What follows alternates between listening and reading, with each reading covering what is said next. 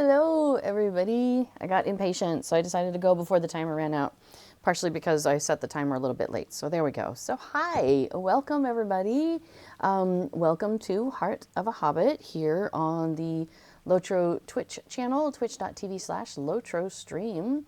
I'm your host, Little Redhead, and me and my character Rosenbloom will be running around some of Middle Earth with our friend Affodil, who I think is nearby. But first, I'm going to check on these boxes, because, yeah, I haven't opened these boxes yet today. So I see Busy Beth has said hello in the chat, and so has Kathy B. So welcome, you guys. Good to see you. Kathy B says, hello, everyone, pets included. Yes, I am surrounded, as usual.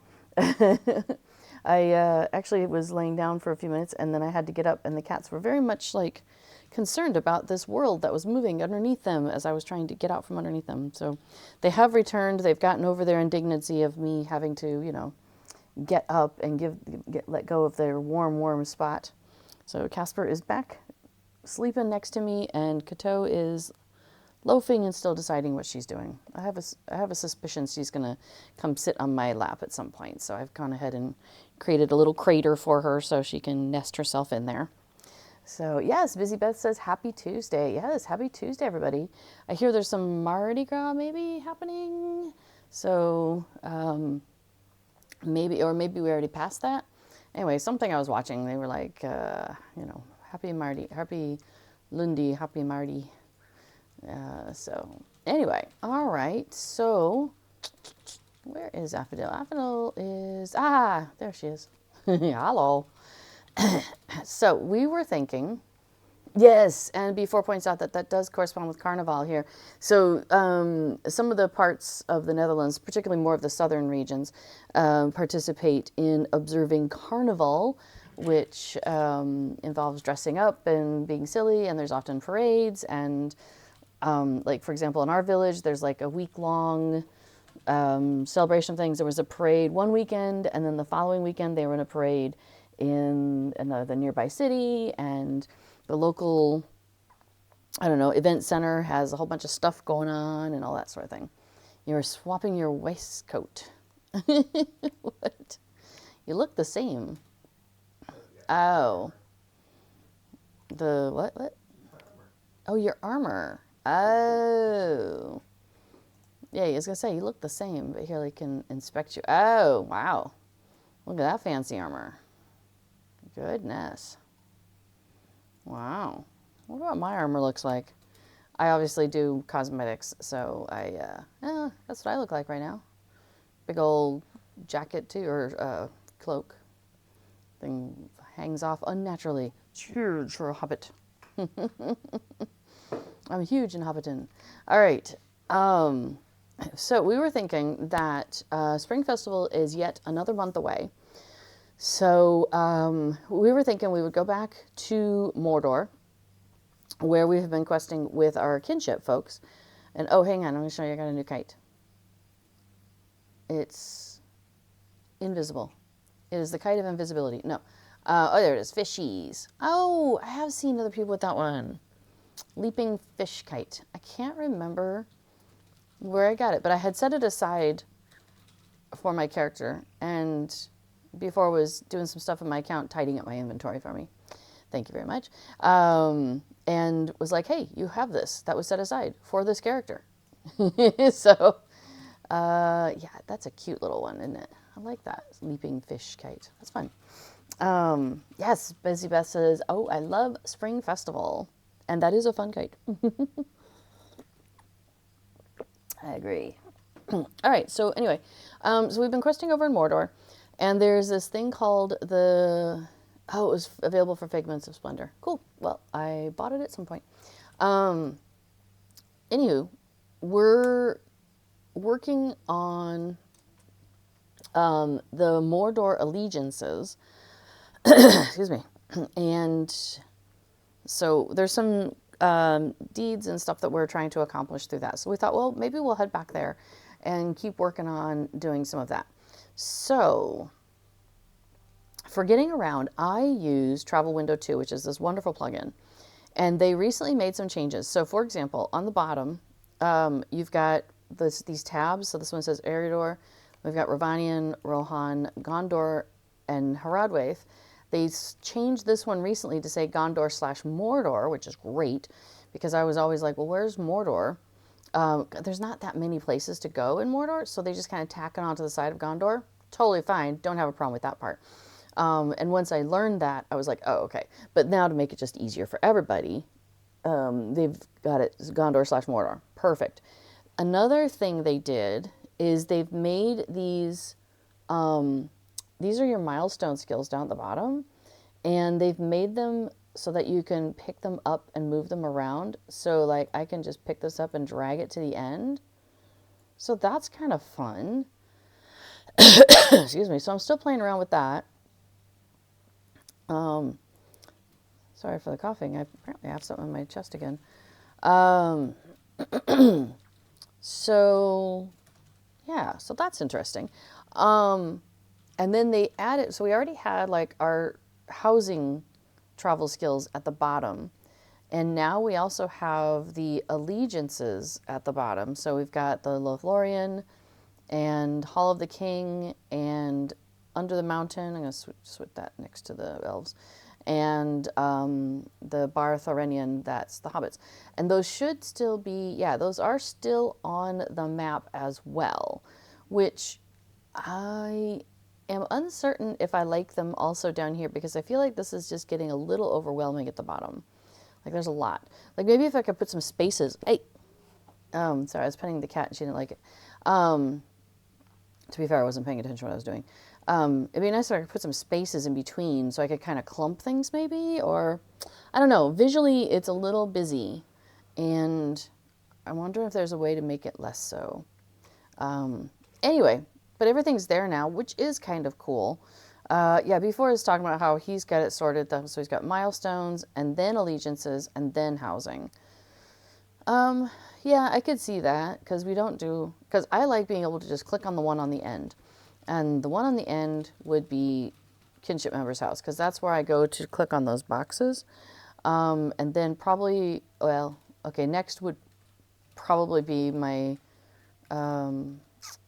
my premium houses, which I don't have on this server. Excuse me. And then my personal houses, or the kin house and the personal house. I'll just sort it like that for now.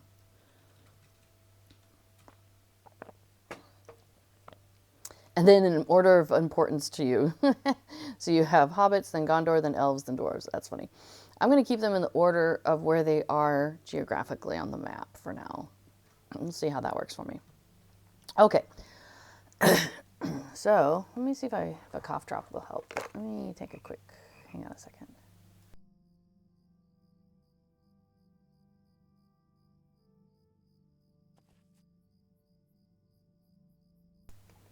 There's a half a cough drop in my cough drop box. Okay, we'll see how that helps, if that helps. Where do we want to go first? Where are you thinking that we might want to start with when picking up stuff? Go to the Hobbit? Sure. Okay, so we have, here, I'll just go ahead and click on this, and then it'll start my travel, which is great. So I'm heading to Barthorenian. So each of the four, oh right, we have to look at your frog. Hang on a second, we'll come back to the frog in a second. So basically there are 4 different allegiances, and, you know, oh, that's a legendary item. Oh, I thought I put allegiances on my thing. Maybe I didn't. Let me fix this, hang on. So, but basically, here, I'll just go ahead and open it, and then I'll put it on my bar later. There are 4 different allegiances in this part of the game, and you can join each of them and be doing quests for all of them at the same time. But when you are consuming the reputation items that you get from doing those quests, it only applies to one allegiance at a time. So we have Kingdom of Gondor here, we have the Hobbits of the Company, we have Durin's Folk, and we have the Court of Lothlorien. So before and I already did, got to max reputation with the Hobbits and with the Court of Lothlorien. So we're working on Durin's Folk, and then when we're done with that, we will go back, we'll go to earning all my stuff toward Kingdom of Gondor. And one of the things that happens is when you're earning reputation with these guys, as you go along, you're earning these tokens of service, which you can use as a barter item. And then as you finish each of the chapter, as you finish through, you pick up these chapter, I don't know, like it's like a letter basically, but it unlocks the next chapter in this short storyline that you have with them. So if you've ever done like the Further Adventures, you know how there's like 10 chapters and they're all pretty small, and you do the thing and then it's over and you move on to the next chapter. It's kind of like that. The only difference is you have to earn reputation in order to unlock that next chapter. So it takes a little longer to work your way through that storyline.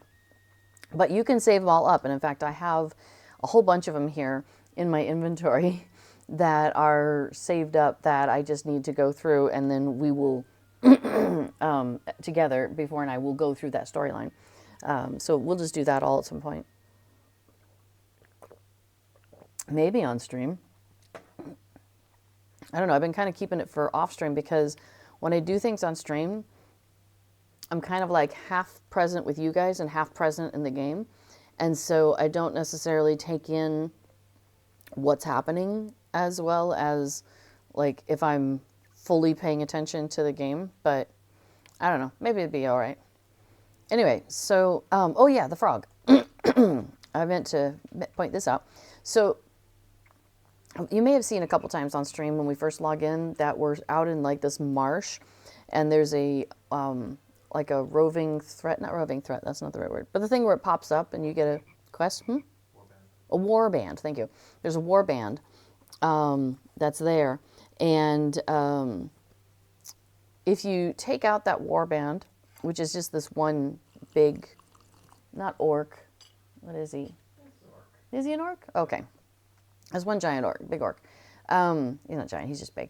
Anyway, you take him out and there's like a really small chance that he will drop in the box. You get a box of spoils, and it's usually marks and medallions, but there's like a 1% chance or something that you will get a cosmetic pet, which is this frog, this marsh frog right here. So we've been logging in every day with two characters of our characters logging in together, so we've been like, a pair of characters, and we go and we defeat the guy. We both check our boxes. Oh, no frog. And then the next day, and so the next set of characters that we have like, I don't know, around 8 to 10 characters that we're running through doing this. So finally, one of our characters achieved this success in receiving the tome for this frog. So this was Affidel who really, really wanted it. So, oops, I keep trying to turn myself and doing badly. Yeah, so there we go. So there's the frog that Affidel has been wanting, which once you have the frog and you call it out, it's one of a set of like 5 frogs. And once you have all 5 of them and have called each of them out, you complete a deed called Friendly Frogs. So B4 has now finished that. Actually, I don't think it would show me there, but I wonder if in the deed log, would it show me race and social? Would it even show me where I am in Friendly Frogs? Oh, here, Friendly Frogs. I have 1 of 5. So I have called the pond frog to my side, but Affidel has also called the frog and the copperback frog and the marsh frog, which is this one, and the fog frog. And then you get a title, which is of the croaking host. So Affidel is Lady of the Croaking Host now, but that's funny. The other 4 frogs, yeah, as V4 points out, the other 4 frogs are easy enough to find. Like you can buy them, you can barter them at various places. But that one, harder to get, so congratulations, Affidel, for getting your frog. And Kato is back. Yeah, before it says, even with a maximum of 25 characters per day, because I think he has to run 25 through, we've only seen 1 marsh frog drop so far, which is true. Yeah, before it says, technically, I just wanted to complete the Friendly Frogs deed. I didn't actually care about this frog specifically. It's true, yeah. Yeah, if they were snakes now, you'd probably have been happier. All right, so what we're going to do is every day for these Mordor Allegiances, There's 2 notice board items here that are going to send us off to 2 of the 5 various locations we could go to here in Mordor. We also, at each of the 4 allegiance locations, which we have unlocked access to the allegiance location because we introduced ourselves to each one of them, we have somebody, in this case, this is Aster Hayward, who has a quest for us on behalf of the hobbits. Then we'll go pick up one from the dwarves, and one from the elves, and one from the manfolk. So we're going to start off with here. So she has a daily request. Excuse me. And this one comes from her. This is a quest of her own. She wants us to...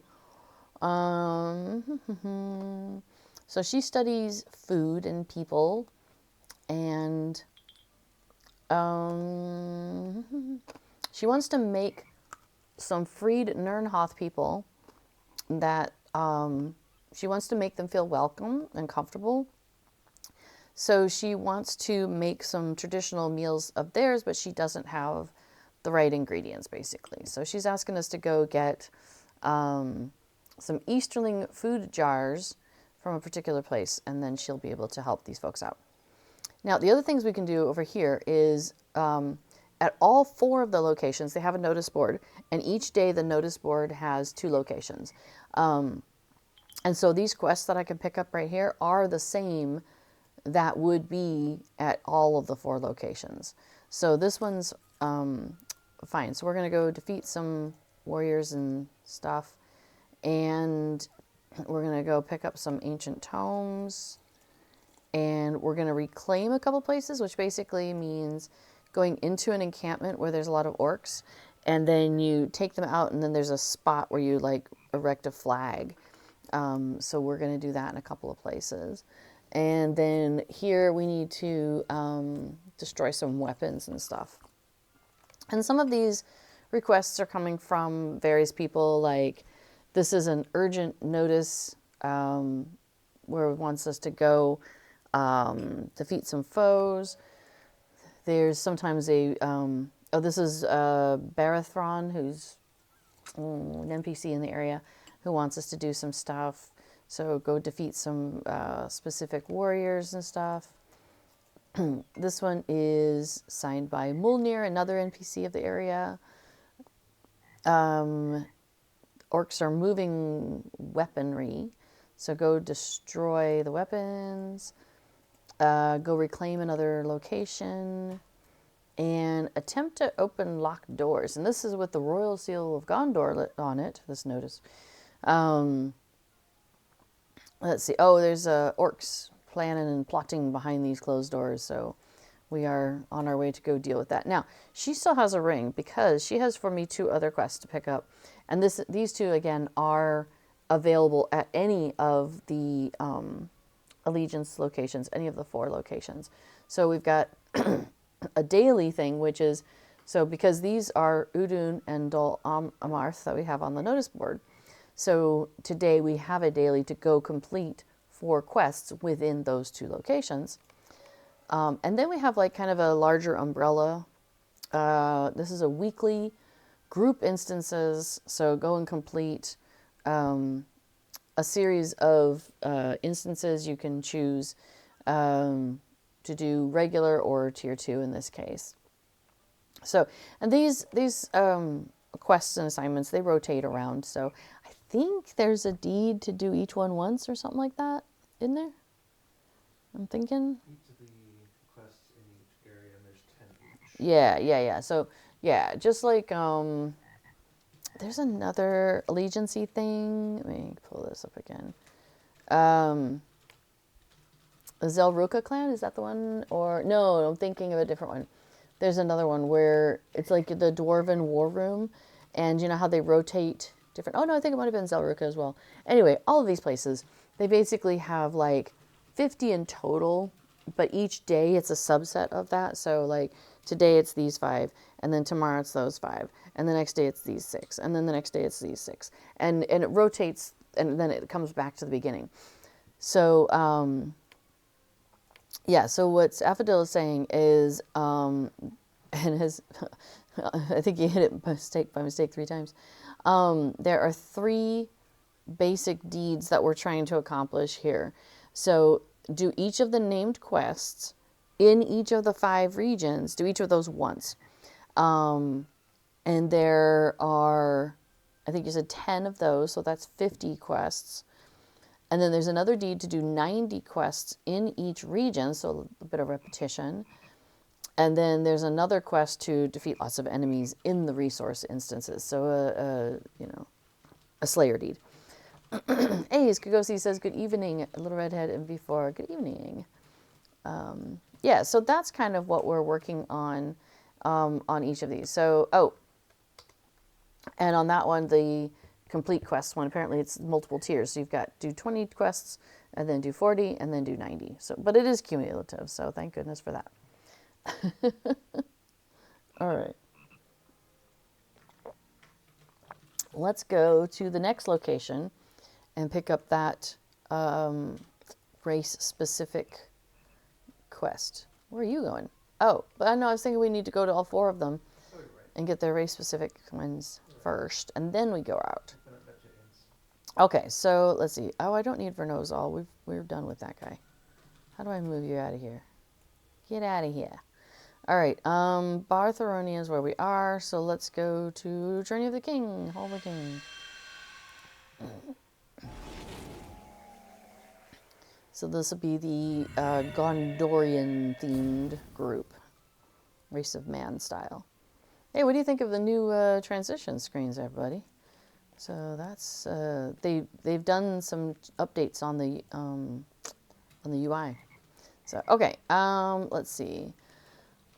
We need to remind folks that the king once again rules in Gondor. So we're supposed to bring some banners out to the Doomfold and raise them proudly. And he's got some directions on where he wants us to do that. So sure, we can do that, buddy. Okay, next one. We'll go to the elves. Okay. Hey, you being fussy. Yes, you are. You being fussy. You can come sit if you want. Before it says, I wish all of the new UI scaling rollout had gone as smoothly as the transition screens. I like it. Okay, she's got a... she's saying that there's a lot of elves out here fighting, as they did in Days of Old, and any help we can give to them will be appreciated.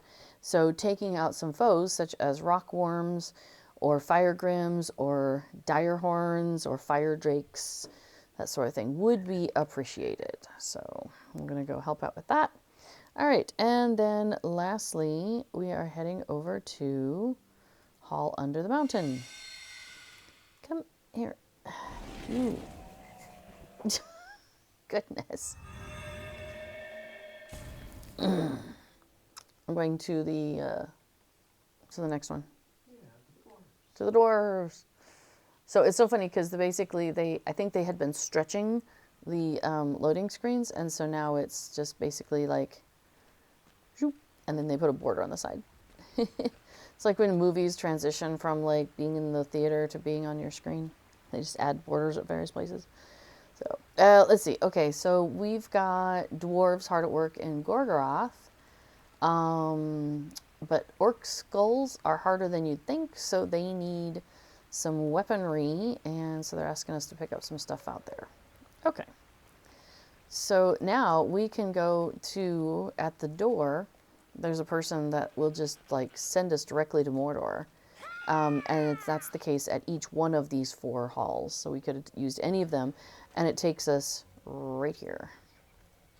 So we're right here by this encampment of Mag Ashtu. And aha. So now we're in a different area. We're in Talath Uri, which also has quests, but you have to come here to get them.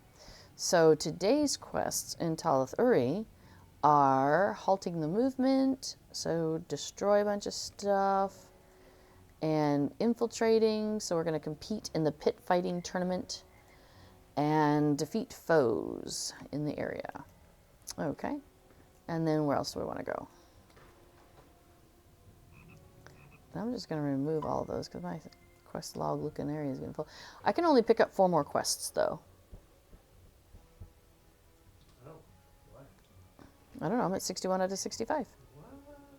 What? What? I mean, I picked up a bunch the other day. I don't know if we did them. So let's see. So like, Well,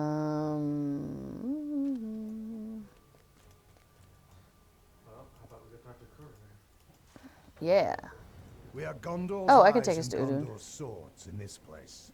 All right. So I'm going to take us to the Udun foothold, and well, why don't we do the ones we have? Yeah. Let's do those before we go to meetings. Yeah, exactly.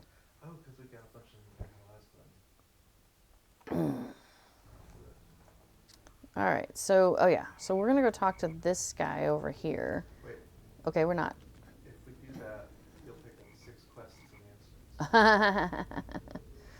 All right. Well, are there a couple things we can knock out? Yeah. Okay.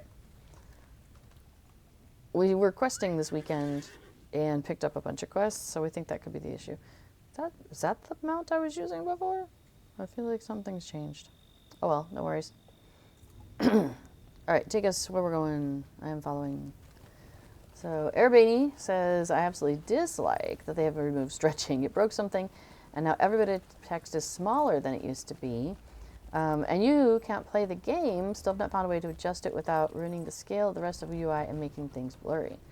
Interesting. I am not having that trouble. Oh, hang on. I need to click on this door. There we go. Yeah, I am not having... It looks very similar on my screen to how it did before. Like, all the words look to be the same size as they did before. So I'm definitely not having the same trouble you are. The only place I've really noticed that, yeah, that stretching thing is on the transition screens. But that's not critical.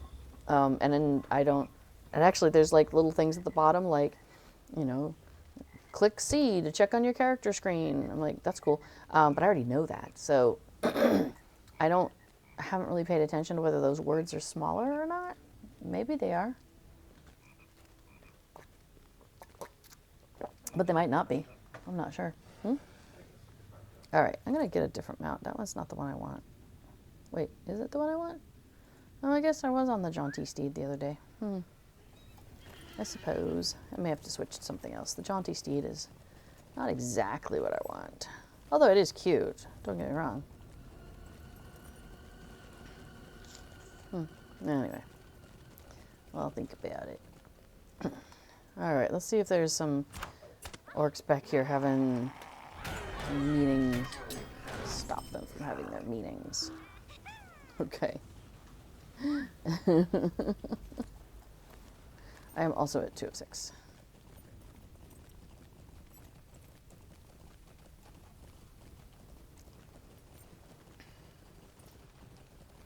And then we could do the thing where we're reclaiming places. Is that if that's nearby?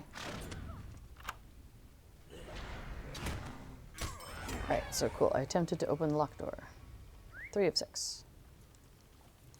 So every time we click on this door, excuse me, and attempt to open it, it kicks out a guy who's going to check on who we are and what we're doing there, basically. So we end up in combat. So if we both click on it, or, you know, knock on the door, around the same time, we just get one guy who comes out. But if we knock on it, comes out, we defeat the guy, and then the next person knocks on it, another guy's going to come out. So I guess for culling purposes, you might want to do it twice, but for expediency purposes, you might only want to do it once. So like I clicked on the door, but Affadil had not, and we defeated the guy. So now we got to do another one. There we go. Thankfully with the pair of us, it doesn't take that long. Erbani says, because B4 says I think I'll stop noticing the lack of stretching after a few months. Everybody says probably, but it is too inconvenient for me now. Yeah, that's unfortunate. I wonder if there's a way to, like, I don't know, reset it so that you don't have better UI? I don't know. Oops, I got interrupted. Hang on, let me try again. Okay. You dare trespass here? That's what he says. His name was Defiler Bulmus. We had a named guy. That's wild.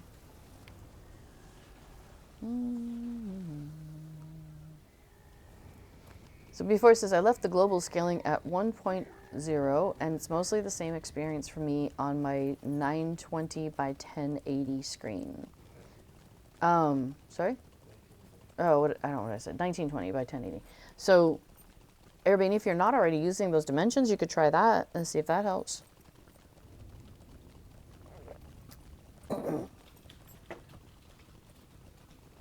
I don't know what I'm at. Let me see. I'm also at 1920 by 1080. And then windowed resolution is down the lower. And I've my aspect ratio is set to auto. Yeah. Oh yeah, and we adjusted our gamma and contrast because we're in this place. Oh, I wanted to switch something on my quick slots while I'm right here. So, no, not quick slots, my UI settings. Hang on, while we're getting to the sixth door. So these toolbar slots are these little buttons at the bottom. And I have mine set to be, let's see, 1, 2, 3, 4, 5, 6, 7. So 7 is traits, 6 is plugin manager. Oh, I should go ahead and knock on this door. All right, cool. 6 out of 6, thank you. But I wanted to, so and then it's like, okay, traits, plugins, reputation, reward track. I don't need that to be there. What I want to be there is this allegiances thing. So I'm going to add that there. Boom. So now, because you can adjust these, because what, like, by default, it's some other things. So I've been slowly changing what these little things are. So now I can just go straight to the allegiance panel instead of having to go through the character thing the whole time, which is super handy. Yeah, B4 points out that he doesn't, and neither do I, have a huge or high resolution screen. So yeah, we're not using 4K monitors. So any settings that we have probably don't apply to a 4K monitor. So I don't know what that experience is going to be like. Sorry. We've got some older monitors, but they work great. Like we've had them for 5 years or something. I guess that's so funny to say 5 years is older, but they work fine. And so I don't think either of us are looking to get like a 4K monitor anytime soon. Yeah. Well, maybe someday. I don't know. But for now, it seems to work out pretty good. Okay, I think we are working on the claiming of places. Or no, is that something else? More fruits of the forest. Oh, we're going to do the fruits thing. Okay. So this is an area where we've been trotting through some spaces recently that you've just seen, where everything is gray to us. But this area, the stuff is more our level, so it's going to be a little more challenging. So we're not just going to like ride through and ignore everybody. We have to actually like probably fight our way through some of this. Oh, how funny, it just started raining in the game. Plus we need fruit. Oh, and there's some weapons here we can destroy.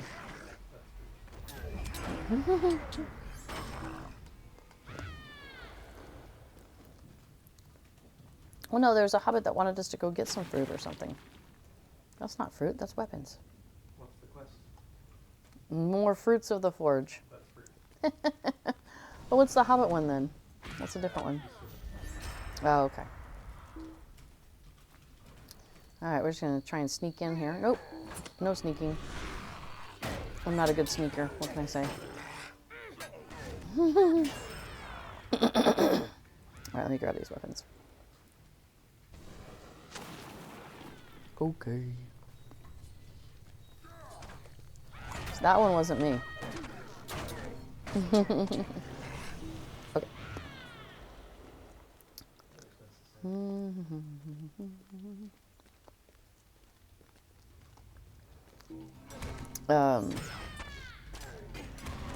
Before says we bought these monitors because, yeah, the ones he was using for work were just fine, and so we just got these that basically emulate what his work ones were. So yeah, that's true. They were not new tech when we bought them. They were just new monitors, like not used. But yeah, so they're like 10, 15-year-old tech that we're working on. But that's okay, because like, thankfully monitors don't change too fast, unlike CPUs and all that.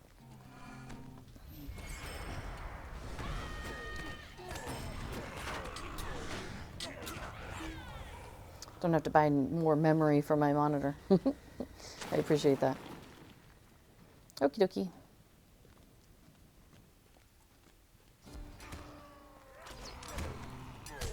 Trying to knock us down the cliff there. I have a feeling you were trying to avoid these guys, which I appreciate. Didn't work. Yeah, I see that.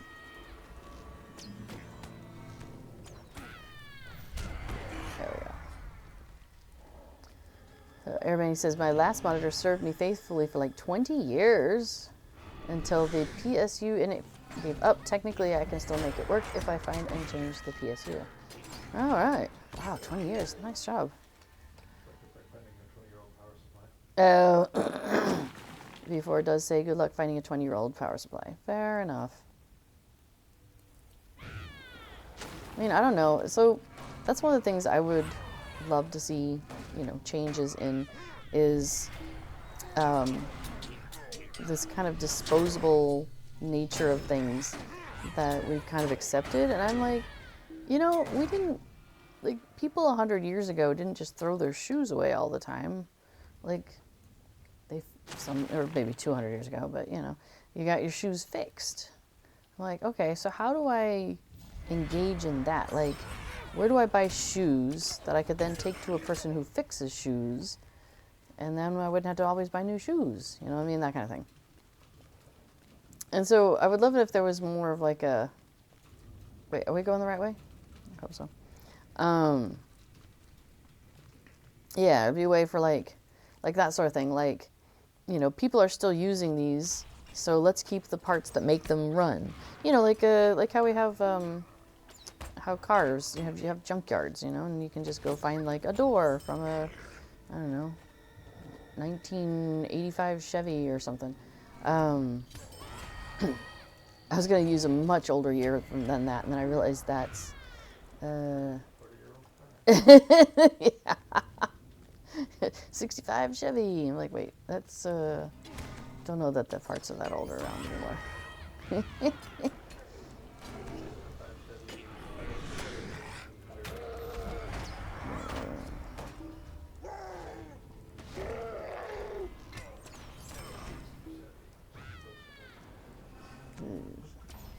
Everybody says I still have all my old PCs in the closet.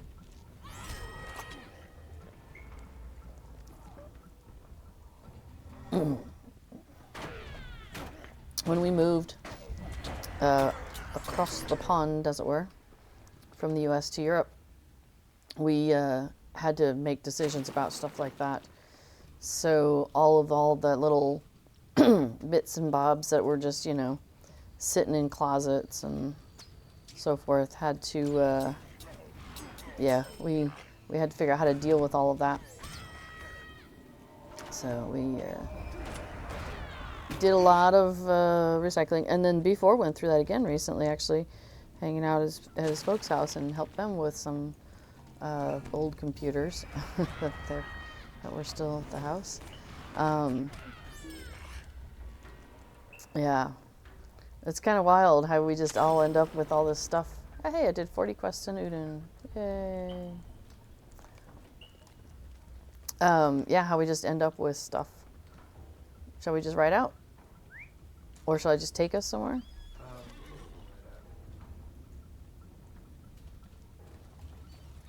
All right, I'm following you. Yeah, so we're now at 40 of 90. Yeah, that's fair.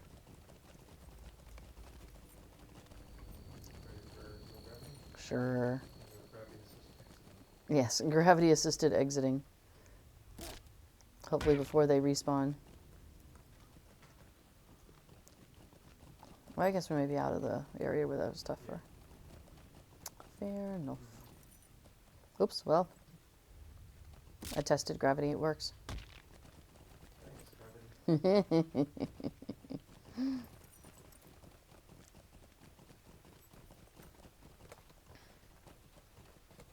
Whee. But we got 2 more spots in the quest log. Yeah. So now my quest log is at 59 out of 65.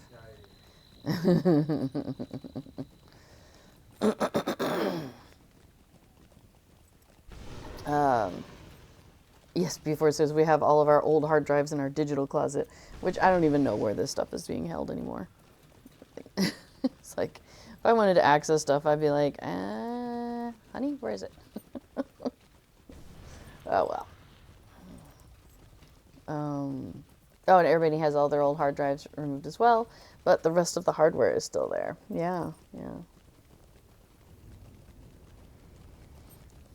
Let's see. Before it says, everybody, if you have the space, it makes sense. Good luck reading data from a 5 1/4 disc if you don't already have the drive. Yeah, that's something that we keep running across. It's like, like I want to get some music from somebody, and I think I can get it on like tape or CD, neither of which I have the kind of player. I have no tape players, and I don't think we have any CD players in the house. I think actually we have one laptop in the house that can play like DVDs or something. Like, it's just, yeah. Or was it CDs? Yeah, it's just crazy. Like, all of our stuff is pretty much online or, electronic in some version. Oh, there's another discarded shield on the other side. Oh, these guys don't notice me. What am I worried about? Yeah, that's it. We only have one CD reader in the house on a laptop from, on a not recent laptop, put it that way.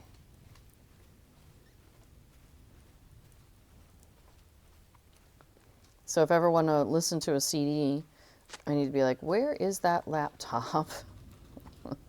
That is our only laptop in the house in which I can listen to a CD. It's kind of silly.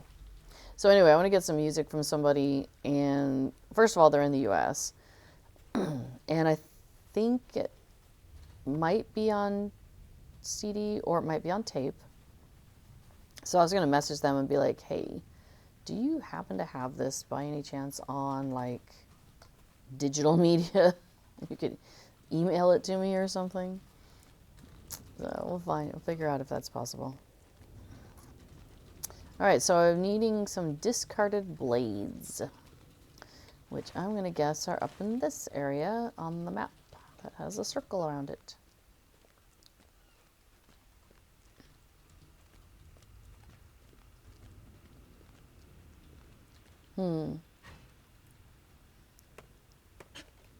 Oops. Oh, that was wood. That wasn't a blade. I got distracted. I mean, you can make a blade out of wood. I could make a blade out of wood. Very pointy one. Unrecommended. A pointy wooden blade. Poke, poke, poke. All right, on my way. There we go. I do like in this area how they have these little chests. Like there's one over there, that small rusty chest. And those have ingredients in them, like crafting stuff. And when you open one of those, everybody in your group gets one. So like, for example, if I go open this, so I got 8 chunks of Doomfold Skarn, a chunk of high-grade Doomfold Skarn, and a black adamant. And Affodil also got 8 logs of Gorgoroth wood and 2 logs of Gorgoroth wood from me opening that crafting bundle. So I like that. I like that that's a way for like everybody to get stuff. That's nice. I do have 6 of every one of those things we were collecting. Now I need to load them onto a cart.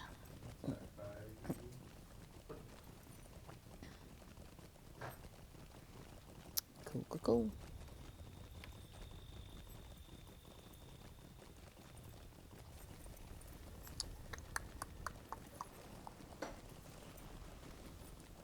That's funny. When I'm looking at your profile, and it has like basically little circles around it, but when I'm looking at you by clicking, by having you highlighted, it's like there's actual little birds there. They don't necessarily match up visually, color-wise, with the ones that are on your profile frame. Yeah. I know. I'd have thought, well, maybe it was just the color. They just like make a little circle.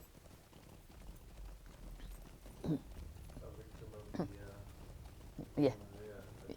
Yeah, maybe that's part of, a victim of the UI adjustments, as before saying. My guess is that, they're working their way through the UI stuff. Yours also looks different Oh, in yeah. its smaller form. It's got potatoes, but not nearly so many. Okay. So it's Interesting. keeping it from being too cluttered in small form. Huh. So maybe it's on purpose. Before saying that, looking at my frame, because I have the potato frame, that it doesn't have quite as many potatoes in its small version as well. It's got 10 or 11 potatoes. 10 or 11. Yeah, that's got way more potatoes than that Yep. on there. That's wild. Oh, what is this doing on here? I don't want that there. All right, well, I'll fix that in a second. We're going in here? Okay. Let's reclaim. Oh, this is reclaiming. Okay. And I like using up these things. Let's use up another bow chant. Because I don't need them very often. I always forget I have them. So I might as well just use them up while we're here doing stuff.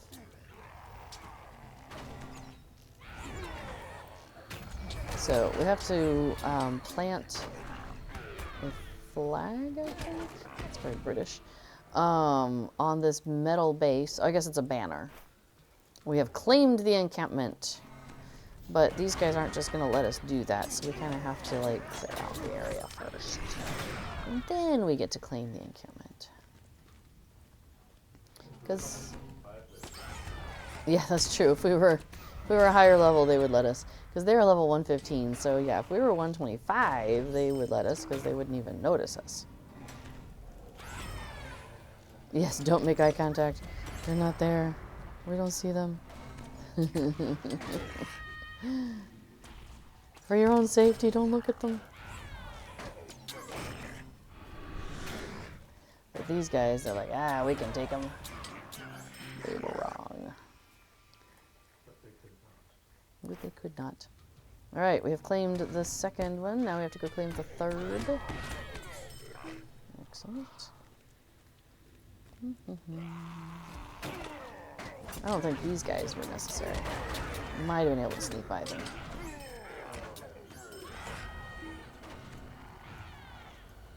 It's these guys here. These guys are protecting a metal base that we don't have to interact with. Captain, what are you doing? There we go.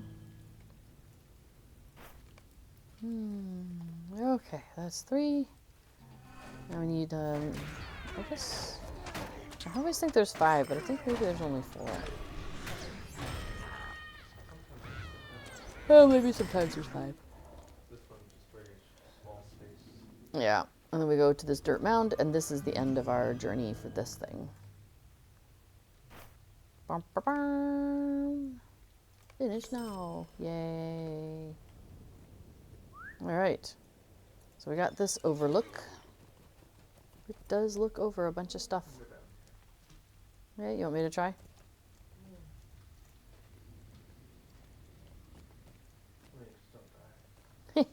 Well, that's why I figure I go first, because then if I don't make it, then you get to revive me.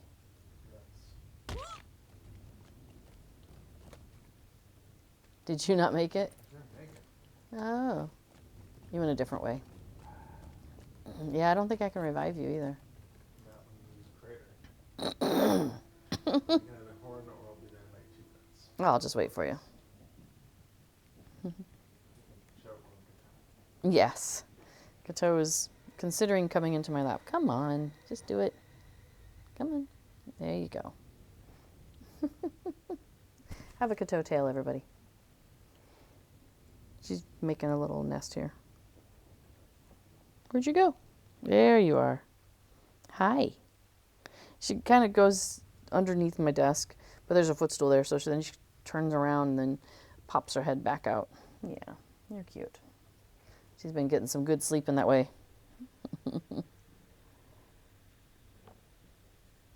Now she's happy. She's purring. All right. I suppose I could go towards where you are. We need to go further north. We need to go north. Okay. From West. where I am, or from where you are, or just in general. For the daily request. Oh, the cart thing. An errand for Where does it go? Aster. That is not Udo. Oh, a different one. Let's see. An errand for Esther. All right, put that on my clicky stuff. Oh, it's over here by me. Okay. So I might as well kind of just wait around for you, huh? We should have done that one first. Whoa, that's on fire. You got a little crazy place you got to ride through. Yay, put you there. You're getting closer. I wonder if I can see you from up here. If you'll come riding through there. Mm-mm. Can't quite click on you yet, but it says you're 400 meters away, and I should be looking in the direction that you are. Oh, I wonder if you'll come down that road. No, probably not. You'll probably come a different way. Probably come up that road. No, not that road. You can see a lot. See ways from up here. That's kind of cool. Are you riding through a green area? Oh no, you're going to come from that way. Yeah, unfortunately the dot on the map no longer updates live unless we just have targeted that person. Hopefully they'll recognize that they're broken and fix that. Yeah, you were. There you are. You should be coming right up towards me. Yeah, the arrow went away on my mini map. There you are. I see you. All right. Charge. Oops. Sorry, I didn't mean to surprise you.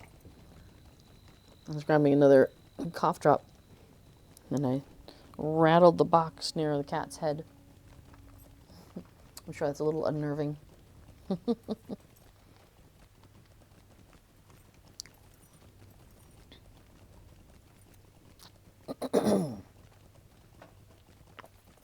Casper, on the other hand, is completely unfussed and is sleeping through all of this. Is this where we're... Oh, hey, he's stealing food jar. Cool. We are stealing their food.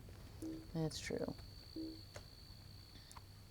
We'll just assume that they've got plenty of it and they won't miss it.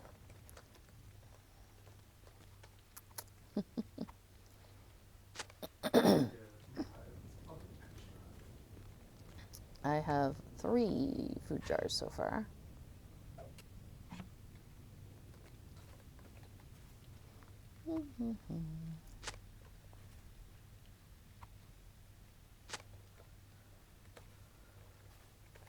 And some wood.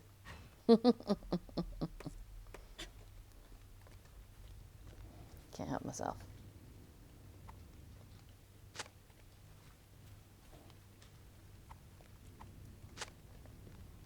And one more. Okay.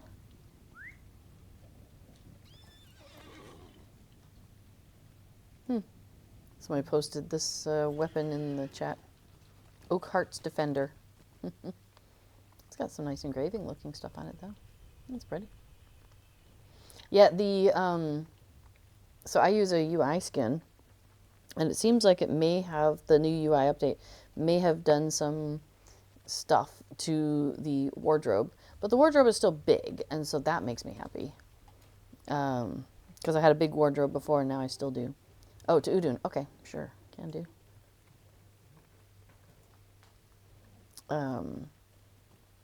Yeah, so I don't know, because it used to have like a whole bunch of background and stuff on the for the wardrobe, and now it's blank, but you can see it seems like it's looking for something, right? So I know that that will take time for them to... Oh, we gotta go find a cart. Load this stuff onto a cart. Where is that? Oh, okay. Oh, that cart. Oh, nice. All right. He says, thank you. That equipment will be put to good use. Alright, how many quests do you have? I am currently at 58 out of 65. So I can hold 7. Yeah, we could do resources. Okay, we're going to do... we're going to try and do a resource instance, which means talking to this guy. For fun. All right, which one are we doing? Durthang, the Dark Spire? Yeah. Okay.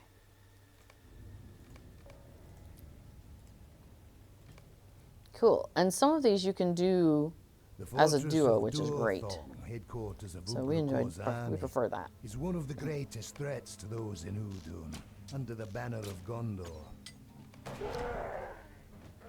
Sorry, I went ahead and started shooting. Well, I haven't walked in, so I'm only at 61 out of 65.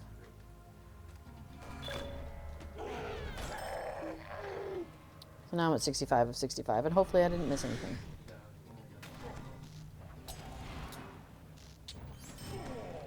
So what we were trying to figure out is when you walk into the instance, you get a couple of auto-bestowed quests that are instance-specific, like defeat this big bad, you know, do stuff like that. Excuse me. The other things, though, that popped up... Wait, you already opened that chest, right? Okay. When you walk into some of these instances, and there's a cooldown of like 24 hours or something, that you get a quest that's specific to the factions that you have, that you're working with for the allegiances. So, oh right, twice a week. You're right. We looked it up. It's only twice a week. So I took a few steps in, and like the hobbits of the company would like me to pick up some rations. Let me see here. Hobbits of the company. Oh, it just says gather rations. And like Kingdom of Gondor, gather supplies. Durin's folk, gather gems. Elves of Lothlorien, gather lost relics. So walking in, those 4 quests then popped up. But that's why we were checking to see if I had enough room for those 4 quests to actually fit in my quest log. And the answer was yes.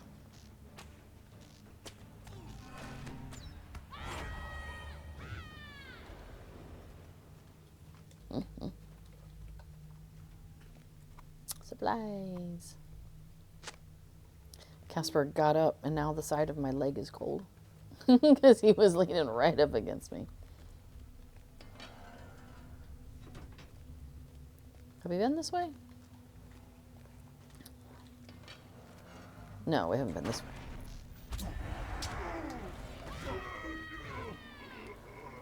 There's some rations here. Oops. Sorry. I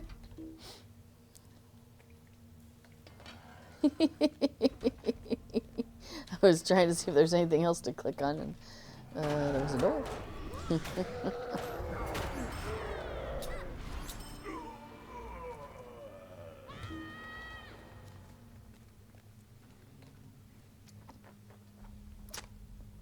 So Snafuto says, I thought you could only do 1 allegiance at a time. That was something we were confused about. And you can only get, when you consume the reputation items, so we're gathering some stuff. I'll show you one in a second here. Let me move out of the way. So I still have some in my inventory. These Relics of the Last Alliance, and it gives me allegiance points. It can only go toward one allegiance at a time from that tab. So, for example, in this allegiance panel, this is the one we're working on, I have introduced myself to the Kingdom of Gondor and the the Hobbits of the Company and Durin's Folk and the Court of Lothlorien. So I have all of their travel skills, and their daily quest shows up for me in like these resource instances, for example. But when I consume those relics, it will only go towards one of them. And so I have to have one that is my active allegiance. And that right now is Durin's Folk. So as I earn reputation towards the faction, it goes to Durin's Folk. But I have the travel skills for all the others as well, which is pretty dang cool. Yeah, and it's also, as B4 points out, maybe once upon a time you couldn't start a Mordor Allegiance before completing the current one, but that's not the case as of about a month ago when we managed to pick up, because we did one all the way through. We did the Hobbits all the way through, and then we did the Elves, and we were working on that, and we were like, why are these buttons here about join allegiance, or whatever? And we're like, well, I don't know, let's find out what happens when we click on it. You know? And then it was like, hey, come talk to so-and-so, come talk to so-and-so, come talk to so-and-so, you know, whatever. So, like, okay. So we went ahead and joined the other two that we hadn't started with. And it hasn't been a problem at all. Man, this guy's blind. I'll stand right there taking him stuff right under his foot.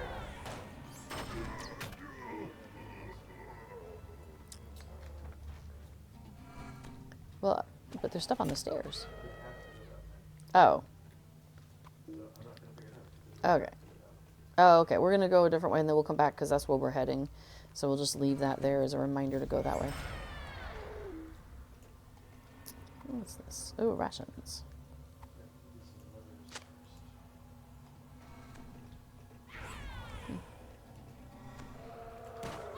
Oh, right. We have to pull some levers in order to get the doors to open.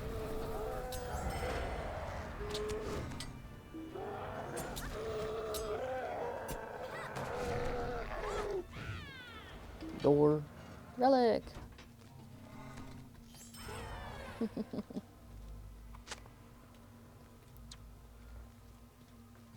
Also, I think for allegiances that are like on different tabs completely, I don't think they interact at all. So I think it's not a problem. So like, for example, the Mordor Allegiances, there's 4 of them, and they're all on the same tab. So I think you can only have one of them as your active allegiance at a time. But over on that other one, the Zelruka clan, so the bottom tab here, that one, there's only one allegiance, it's just them. So I don't think there's any issue with having like a Mordor allegiance and a Zelruka allegiance going at the same time. I think because they get different, I don't think it's the same reputation stuff. Because like these things, well, it does say allegiance points, so yeah, I don't know. Maybe the Relics of the Last Allegiance, were those the same things we were getting when we did Zelruka? Oh yeah, and B4 points out there's 2 Umbar ones too now. Forgot about those.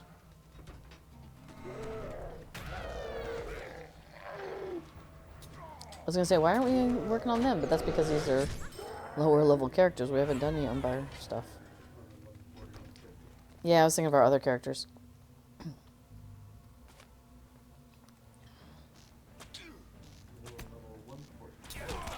Okay, so the Umbar stuff's minimum 140. Got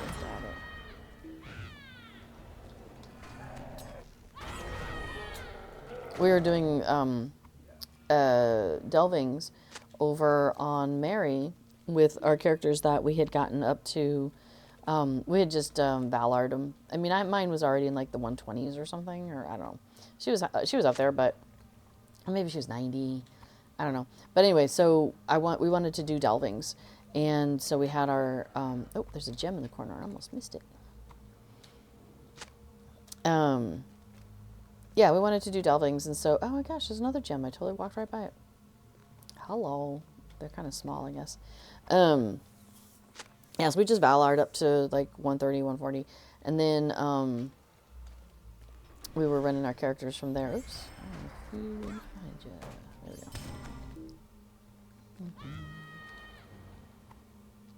go. But then once they moved up to 160, we haven't been doing anything there yet.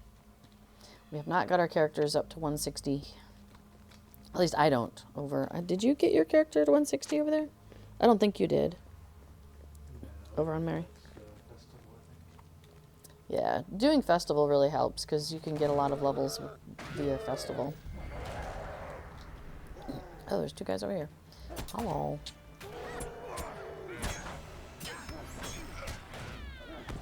I did not do the lever. That'd be funny if we come all the way in here and neither of us do the lever.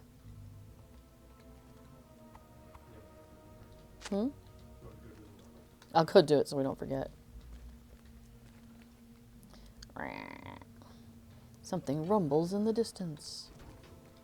I'll grab these orders too. Did I get all the gems? Yes. Gem, lever. Alright, so one thing we discovered is that you might not get everything in the resource instance going through it. But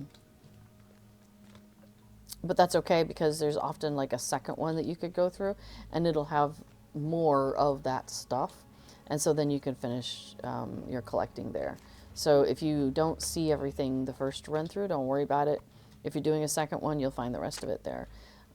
It may even be by design that there isn't 8 of each in that particular instance.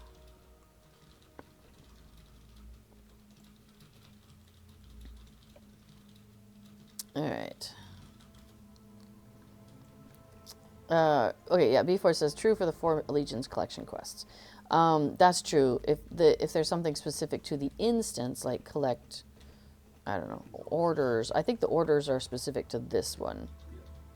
So we do need to collect those. That's a, but yeah, but like the gems for the dwarves and that stuff, that's no big. That's the one where there's going to be more. Gems, relics, supplies, rations.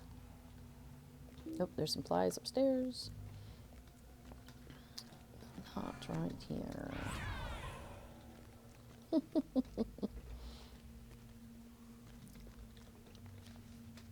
Oh, it's an artifact chest. You'll get that.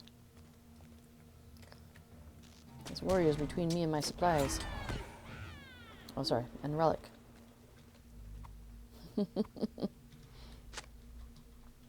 Alright.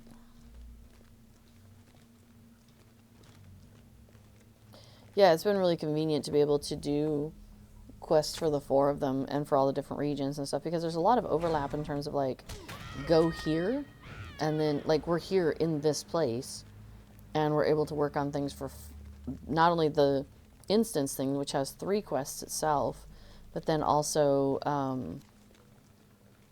the 4 extra ones that popped up. So we're able to work on 7 quests while we're in here, which is really handy. It wouldn't surprise me if when Mordor first came out that you could only pick 1 allegiance at a time, since it was like the end game, right? And they want to make sure they give you plenty of content to keep you, keep you active and busy in the game. Give you a reason to keep coming back. But yeah, but you definitely can pick up all 4 now. Alright, so now there's this like balcony, and there's some bad guys here too, so. And then there's a bunch of stuff to pick up.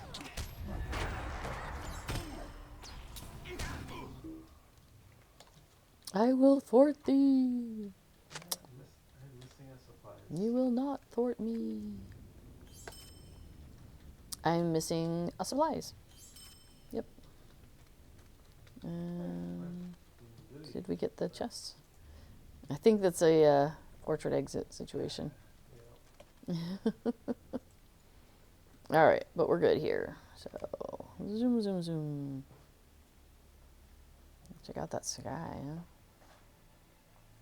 It's a very moody sky over the acid pits. Acid rain. Let us not tarry. All right, so now I get to finish some quests with this guy. Now then. This is far from fair There's Ethelian. that one. And we have more to pick up. Okay. Yeah, the UI has changed, so it's like where to click on things is a little awkward. I just hit escape, closes it. Good enough. Let's see, I have 61 out of 65 at the moment. Well, let's go back to the Hobbits. We can turn Okay. to it. We're gonna go say hi to the hobbits. Hi, hobbits.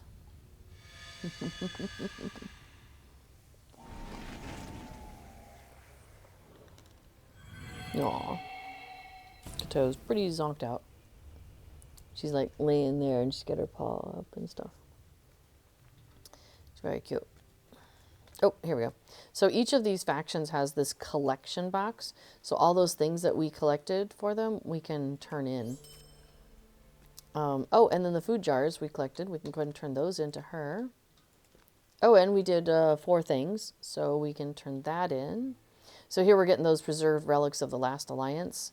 I bet those are different from what we got for the Zelrukas, for those folks. Thanks for the food jars. She will open them up and make a catalog of the ingredients and set about learning how to cook some of the meals the freed Nernhoth mentioned to her. So that's pretty cool. All right. Okay, so now I'm down to 58 out of 65. Pristine Relic of Gundabad. Okay. Yeah, that's different. Nice. Okay, let's go drop stuff off with the dwarves too. Okay. I'm going to go say hi to the dwarves, who are in Rovanian, I think. I'm still clicking on the map instead of the things at the bottom. I don't know. I'm not sure what I think about that. Because putting too much at the bottom just reminds me of having the big square all over again, which is what I was trying to get away from. I think that's the deal.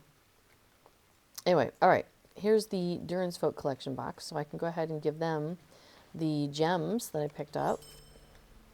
So that's handy. And then do we have anything to turn into this guy? Oh, we do. Oh, yeah, because the cart. We drop stuff off at the cart.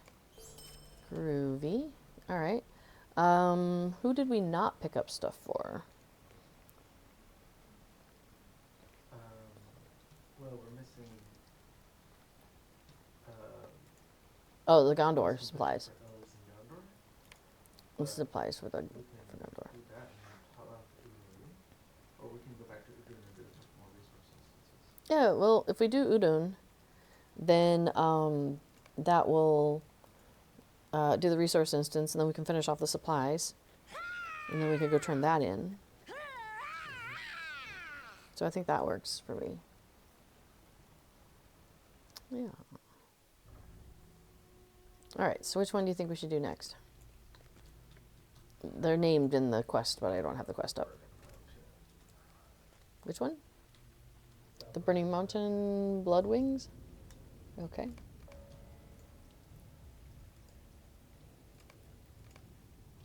Okay. The ruined road I am of here. Mount Doom sits high above All the right, so we have to scorched defeat plains of Maribel Gorgoroth, and gather and has been obsidian a ore, safe and then there's a path big for bad at the many end. foul things. And blood supplies. And 1 supplies. That's true. I'll bet we'll find it.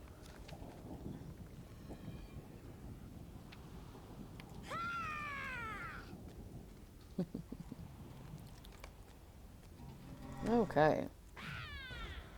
Let's see. It says like the ruined road of Mount Doom sits high above the scorched plains of Gorgoroth and has been a safe place for many foul things.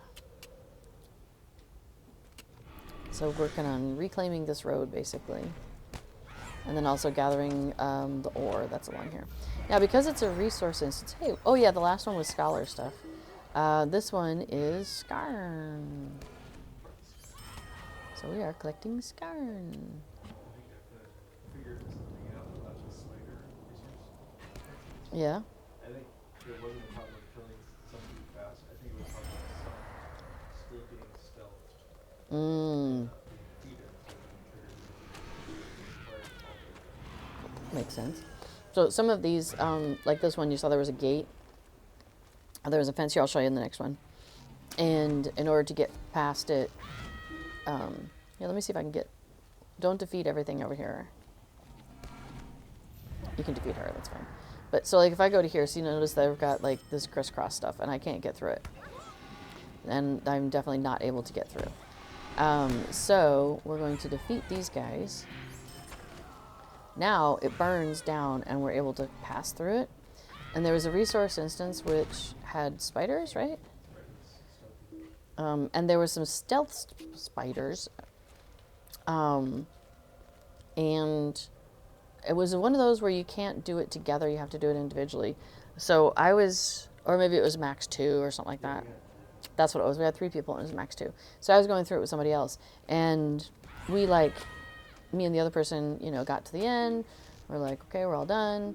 And before was like, it's not like advancing. Like it's, you know, just kind of stopped. But what the problem was is that what we think happened is he was at a distance, and so there's some stealth spiders that hadn't come down, and he took out the spiders that were there, and yes, Ikok. And so it didn't trigger the next ones to show up. And so, because he defeated the ones that were there too fast and didn't let the other ones spawn in. Or they were there just stealthy. So at any rate, it did not like what had happened, so he had to restart it. Yeah, I bet if I had run around and found the stealth ones. Yeah, I think so too. Probably. Well, but maybe they won't come down because the other ones were gone, you know. I'm confident I didn't search. Oh, I see what you're saying. There was nothing visible. Oh, he's thinking maybe they were stealthed and he just didn't see them, and so he was like, oh, I guess not. And like maybe running around more might have revealed them.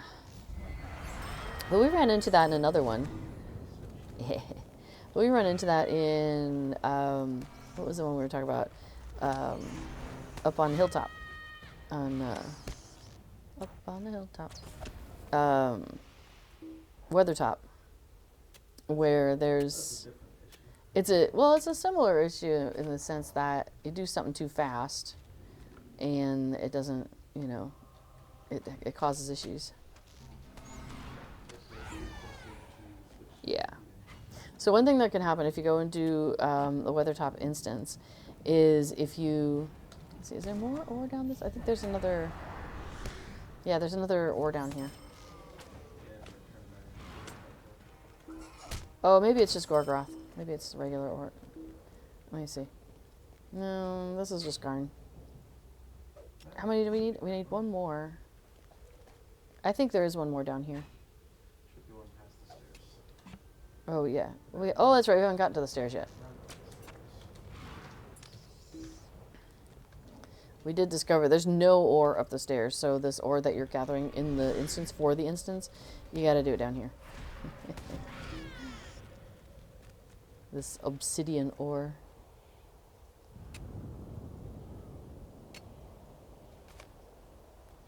Anyway, yeah, so the Weathertop one, you, and most people have probably run this, so hopefully this isn't like too spoilery territory, but basically you are going up with Candace at one point and you divide and go separate directions for a little bit, and then you meet back up. And when you meet back up with him, he's been injured, so you have to kind of have a little chat with him, and you guys decide that you're going to go ahead and check out what's going on, and then he'll catch up, kind of thing.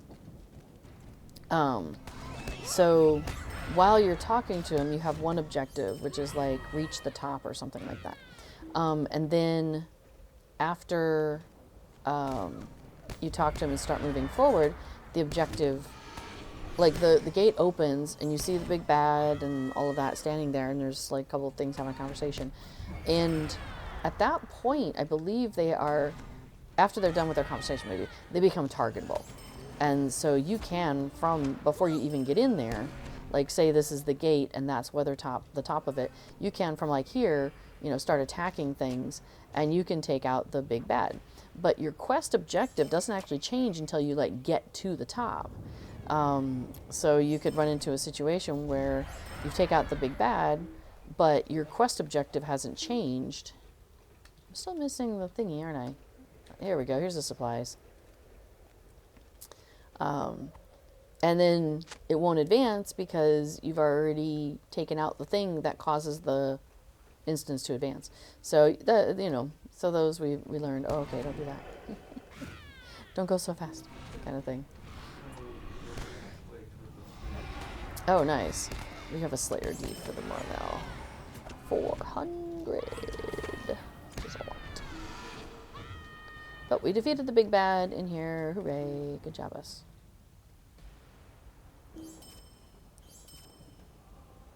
Did we get both of them? I'm not sure. Yes, we did. Okay. And we're still in combat with bats and things. Let's see. Anything else we need to do in here? I don't think so. Oh, there's another Moraville if you want to work on the Slayer. Yeah. And another bat. Do bats count for anything for us? Okay. Instant Slayer deed, right. Goodness, that one's gonna take a while. Okay, now we do portrait, exit, and we leave. Snafuto says there's a quest at Radagast's house. Oh, this is good to know because we're coming up on Radagast. Where the last mob dies too quick and the quest won't advance too. I think it was a spider. Okay, that's good to know. Thank you. That's a good heads up for us because we just got into like northern Mirkwood, and so we're hanging out with the elves and stuff and doing stuff for them. Yeah. Now then. All right, so we're turning stuff in. Oh, this is Yes, we far completed from these fairy things. Gillian. Woot woot. Awesome. I've completed 40 quests in Teleduri. Okay, so I have 55 quests left to go. So I'm kind of curious. What is in here? Oh, okay, that's because we haven't finished doing that, sure. We have an Allegiance storyline that we're working on. Dor Amarth. Aaron Laskalin, that's the new stuff we just picked up. Herbalism? Are we doing herbalism? Herbalist of Minas. I could probably drop that. You just picked up the property. Yeah, complete quest for the Herbalist of Minas Tirith and Ithilien. You must have just passed through there. Okay, but I can cancel that, yeah? Okay, I'm going to cancel that one. That'll give me one more space. In their absence? Don't worry about it. Okay. I was just thinking I could tidy stuff up. Oh, where did you go?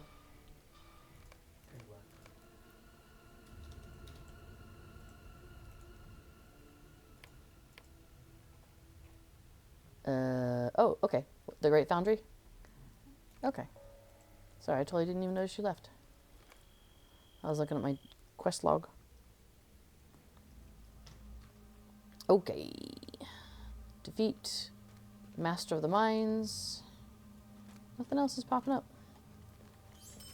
Oh, now we got defeat Forces of the Foundry. Hammer, Forge Worker, Warriors, and Archers. So a little bit of everything.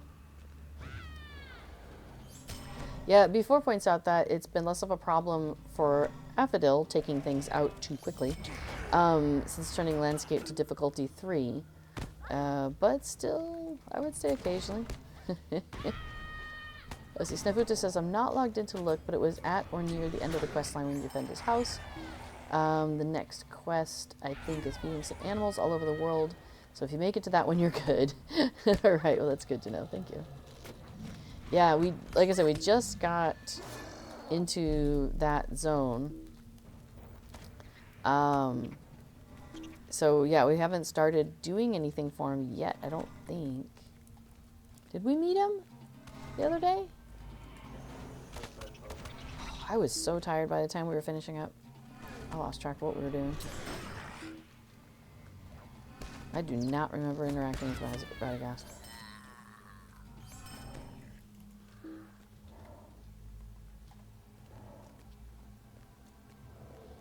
I don't know what it is, but there's something about like the movement on the screen or something of Lotro that sometimes makes me sleepy.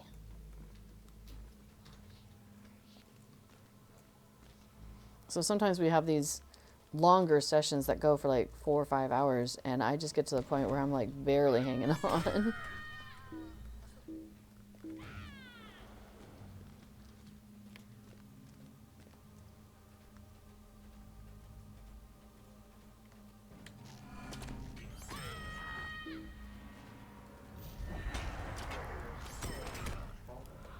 Okay. What? Oh, we don't need. Okay, sorry. I thought we needed these forge workers. Completed. Forces of the Foundry, it says. Okay. Okay.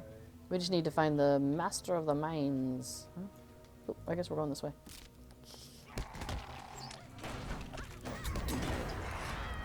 Oh, interesting. Looks like it. Chatty disconnected for a moment there.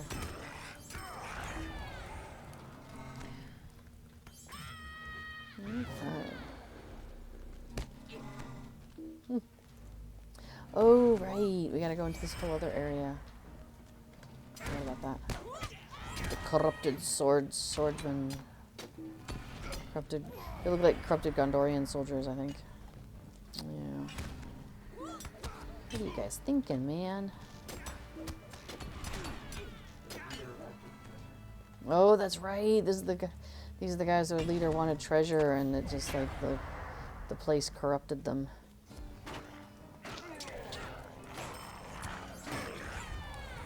Then we have to go down into the mines, and we find some forge workers that aren't looking too good either.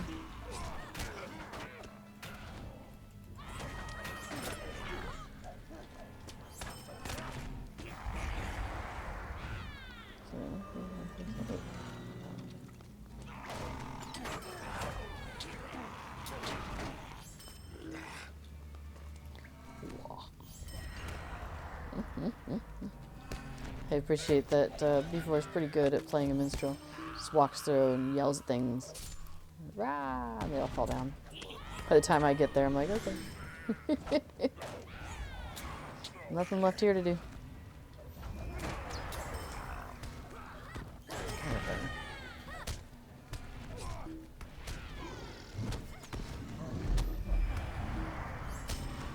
I am definitely glad that I'm having a good time with Blue Line, though, because it does seem like the Blue Line Hunter is the way to go in this sort of situation where we're just constantly moving, and it's pretty effective, the Blue Line. So I'm happy with that.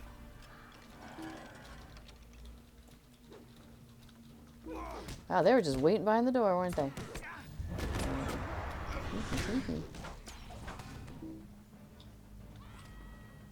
Where'd you go? Oh, there you are. You went past me. I totally didn't notice. It's funny. Can't stop watching.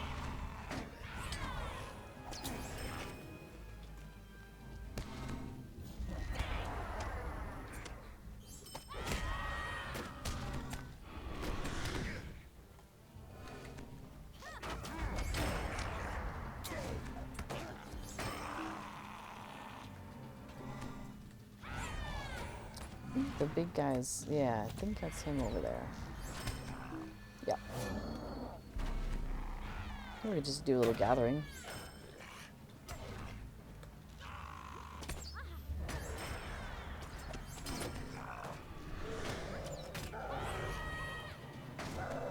Keep her busy. Alright. Well, I tried to gather. Leave instance. Oh, I am sure.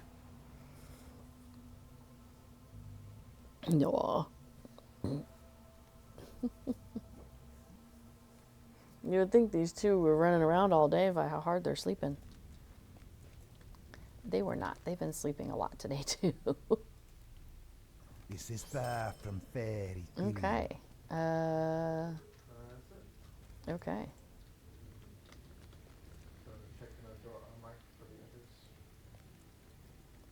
Do it. Oh, could do Barad-dûr, Realm of the Black Word. Yeah. Okay. That counts for something? That's for door unmarked. Cool. The crumbled tower of Barad-dûr, Alright. still home to vast numbers, devoted to their slain dark lord. Lore of the past. Collect ancient tomes. Okay. Barad-dûr. For a broken down place, it's looking pretty good. I think we're in the dungeons or something. Well, the front door's okay. It gets worse the farther you go. It seems the guards have already been alerted to your presence. Alright. Well, we'll say hi as well. Ancient home. Looks like this one is another scholar resource instance. Ding. Affodil is our main scholar. Like, I have characters that are scholars also, but Affodil ends up making us all the stuff, so I just don't usually pick up stuff. I just let Affodil get it. But occasionally I'll pick it up. Some characters, I go out of my way to pick up stuff because of the experience, because you get a trickle of experience for everything that you know, interact with, like the resources, you know, for harvesting resources, you get a little trickle of stuff, but these characters are experience locked, so we are not doing that. I mean, we go up every so often, but we've got them turtle stoned at the moment. Because we're doing the quests, you know, area by area. And so we're keeping our characters, like, turtled to around the level of the area. Although I will need to check to see. I'm curious. Surely 116 is enough for any adventurer. Well, I'm just thinking, I wonder what travel skills I've got coming up. That group travel skills. My guide to hunter stuff. I should check on that and find out what level that is, because if it's a 120, I'm going to want to go up to that so I can get it. You know? So Jaywalk Gaming says, hello, I'm back. Welcome back. Awesome. We're still doing Mordor-y stuff. So currently what we're at is there's a handful of deeds that we're working on. There's Slayer deeds, and you can only achieve those inside the resource instances. So we're working on that. There's some deeds that are like do 20 and then 40 and then 90 quests in the zone. So we're working on that. We got to 40 today on a couple of them, so that's nice. And I forgot what the other deed was that we're working on. Something else. I don't remember what. Darkness envelops the way ahead, it says. Hey, Coke.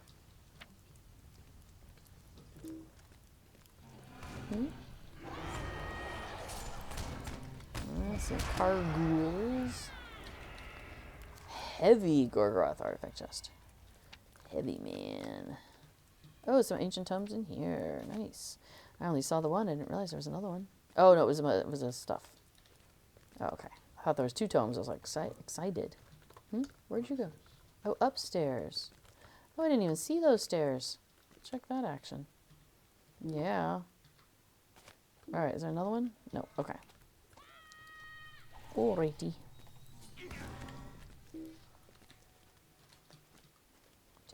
Do. I assume you're going to get that chest.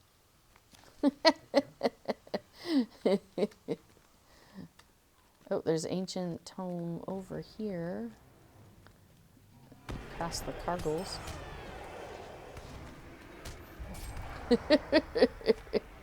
Sometimes I do that. I'm like, I'll go interact with this thing, and Affidil's over there slaying everything. I turn around, there's a bunch of things laying on the ground around me. What's going on? What happened here? I don't know.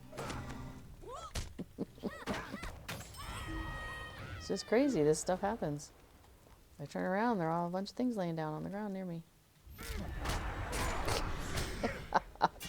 We'll just land right in the middle. That's hilarious. Still no thingy mopples. Wait, don't be calling out nothing.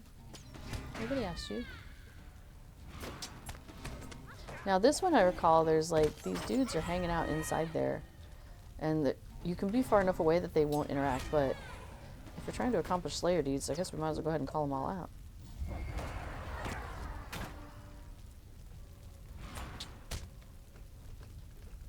Did we get that one? Yeah. Okay, got another one. Yeah, we could just kind of run alongside them, I guess, and call them, you know, pull them.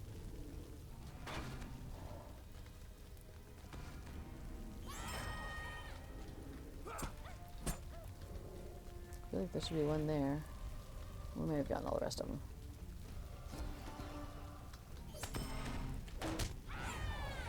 Cool. So for your stream today, honey, are you, what are you planning to work on? Finish a festival, but he Right. So Spring Festival is in a month. So before thinking of working on this on the Festival Buddy 2, before Spring Festival starts. Seems reasonable. I have a song that I want to do in game that I want to finish up before Spring Festival starts. We'll see if I get to it. See if I get it done. Nope. Okay. It's not that song. It's based on a Bob Dylan song.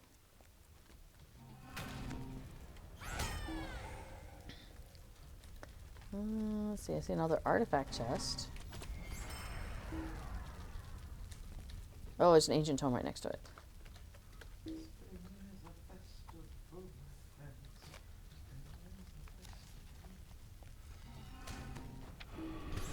Found a door.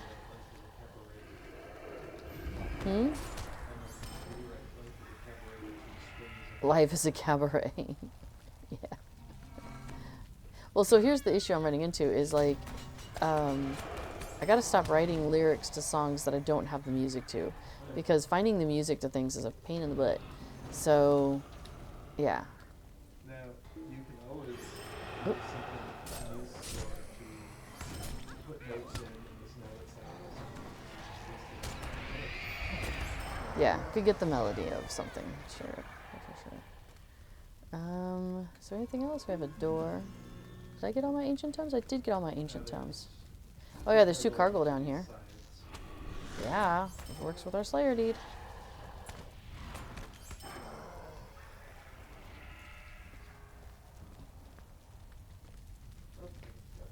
I think those might have been the ones that came after us while we were getting the boxes. Yeah. Alright, so portrait exit. Cool, cool, cool. Yes. Yeah, I think I might look up hunter travel on the side here.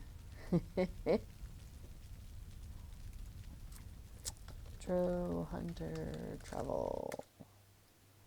Hunter travel skills. Let's see. Guide to Yarmfast. Oh, I guess I don't have anything to turn in? Yeah, I do. Wait. Relic of the Black.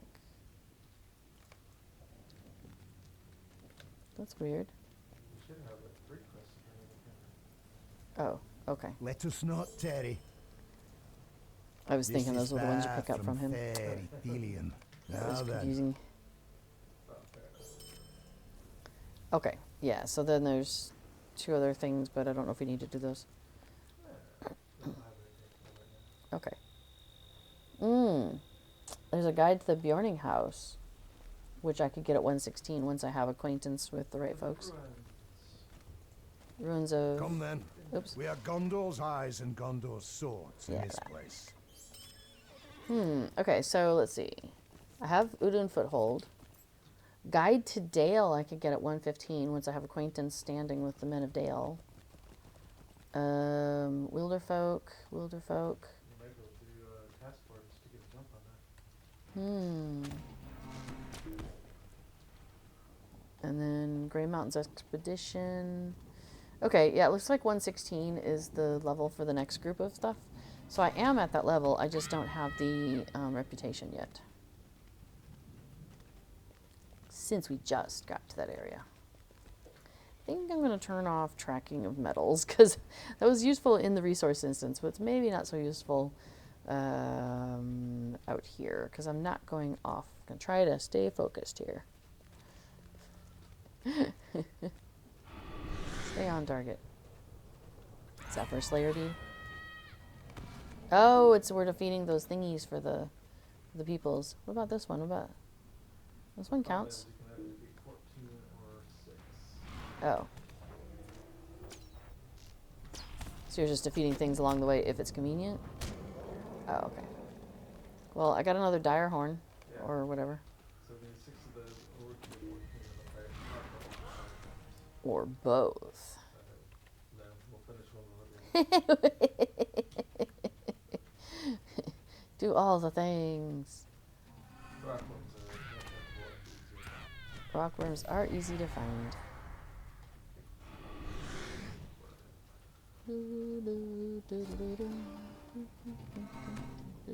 Rockworm. Rock. Let's go in the main tour. Oh, we could go into that lava place where we die all the time. I would prefer not to, but we could.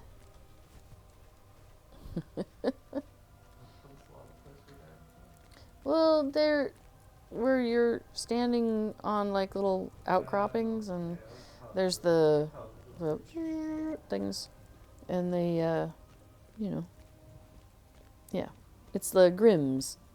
We're taking out the fire Grims. It looks like that, basically, but you can stand in some places.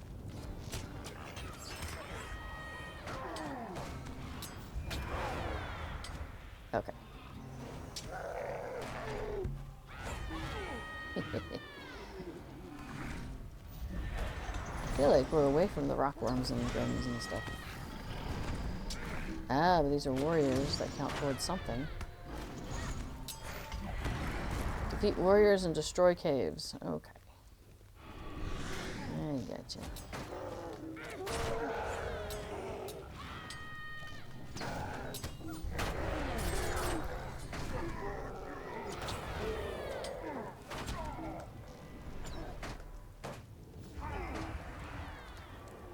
Cage.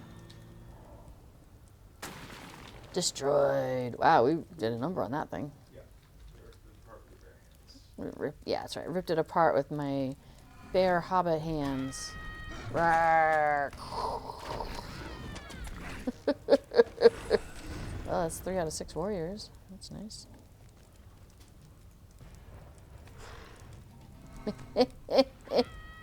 I may have scared him away. I hit him with a bard's arrow. I was just curious to see what he would do with it when he was hit with a bard's arrow.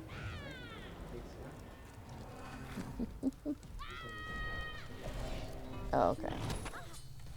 Wait. Just sitting here trying to destroy your weapons. You come over and hit me. Look at that, yo.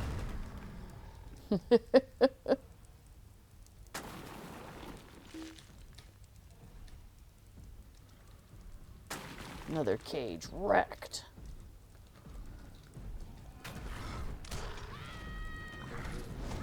That's right. The warrior wrecked. Exactly. Too busy. What are you talking about? That's so weird. Apparently I got it, though. There's another sword rack over here. Do we still need warriors? No, just cages. Unfortunately, we are going to run into some company along the way.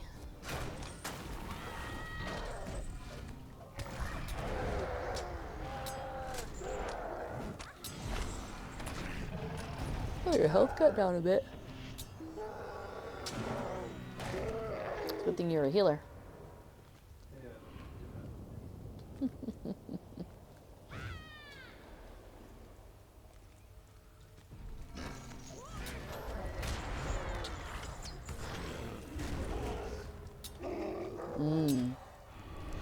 I forget to use my portents.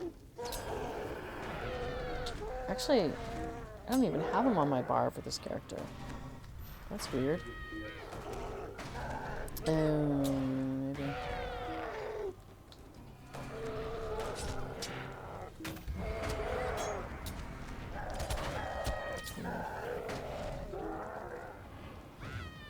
Alright, well, let's get rid of some of this stuff.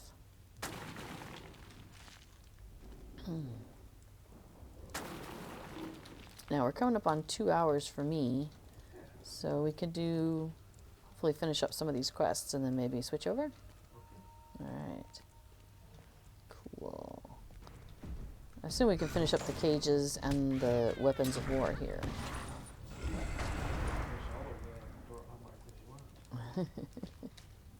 In this area? Oh, like all of it, yeah. Everything. Just seeing small rusty chests nearby.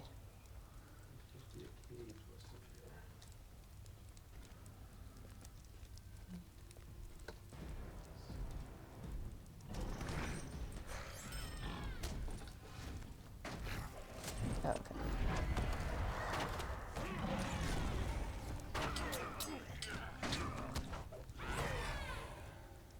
Gauge. Cool. Alright.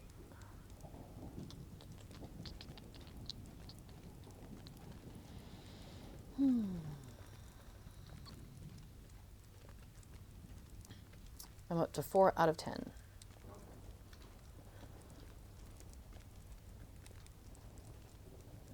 As we skip around the littered battlefield.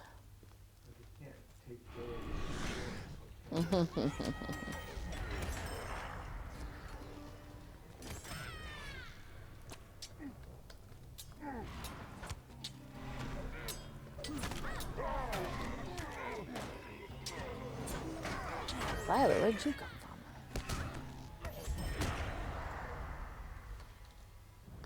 Then nobody went back.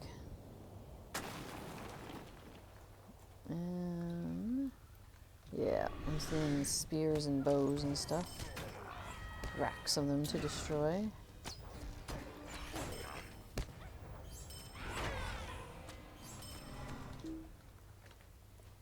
Cool.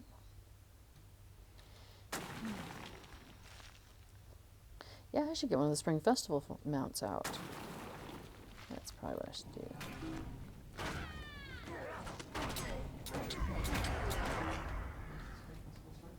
Oh, Spring Festival doesn't start till like middle of March. Yeah. And then Anniversary Festival is like middle of April. They're like right on the heels of each other, practically. I think there's a week, maybe 2 between them, but still, it seems like it's very fast between them. I'll pull the dates up here in a second.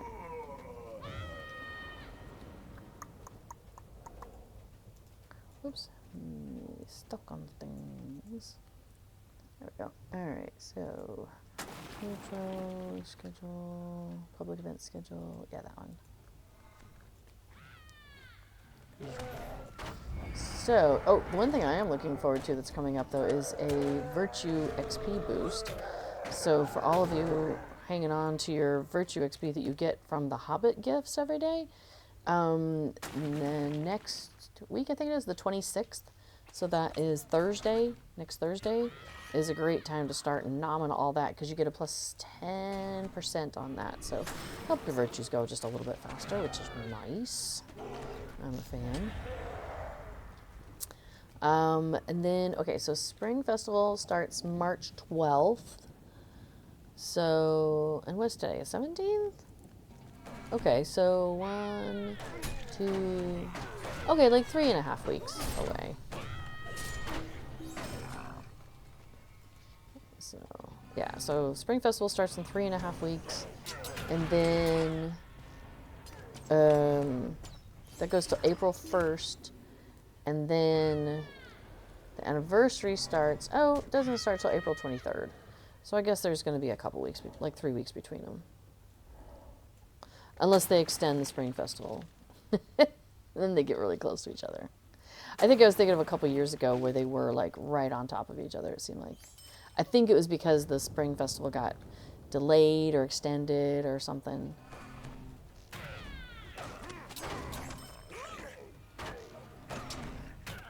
So I guess there will be some space between the two.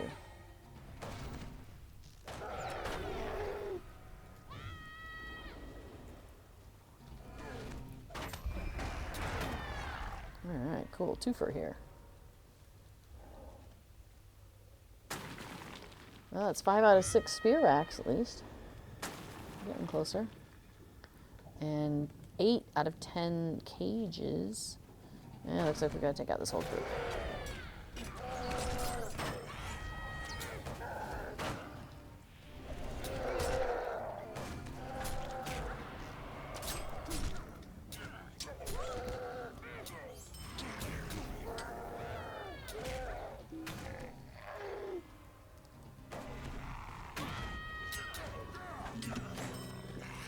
Cool. 4 out of 6.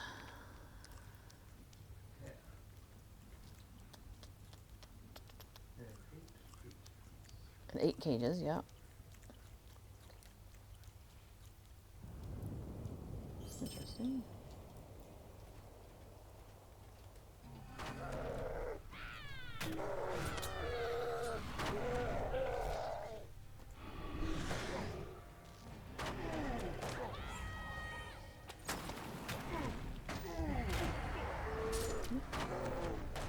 Oh, you got a bunch of attention over here, didn't you? Oh my goodness. That's true. They got a bunch of stuff in there. That's true.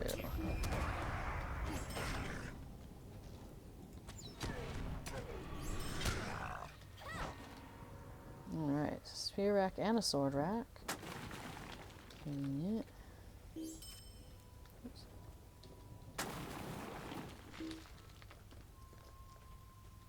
Oh, and a cage across the street here.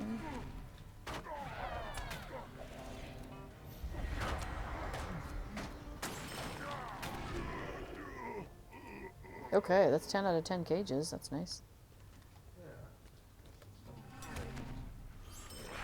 Okay.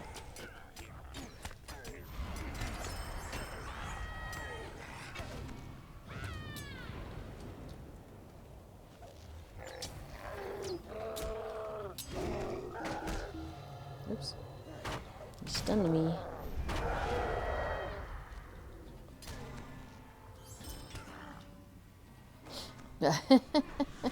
I ended up going through the stun emotion still.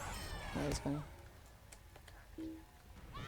Snafuto says, I looked for that Radagast quest and can't figure it out.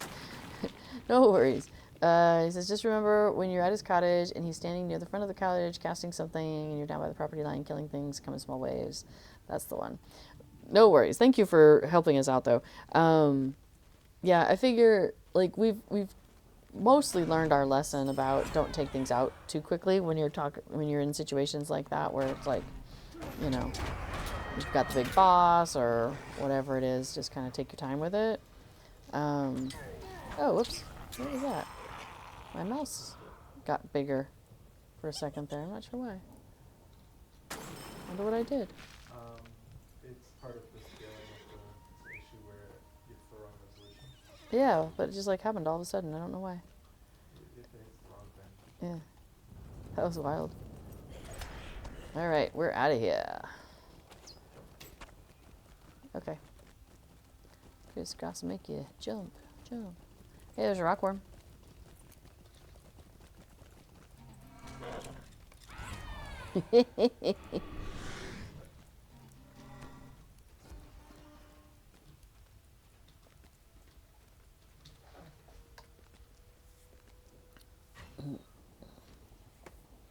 Oh, we're mounting back up? Okay. Sure. Just hop down every time we see a rockworm or something? Yeah. Does a wormling count? Probably not, huh?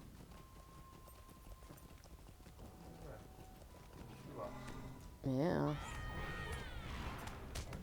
We just need 3 more of those. They're huge. No, the wormling does not seem to count.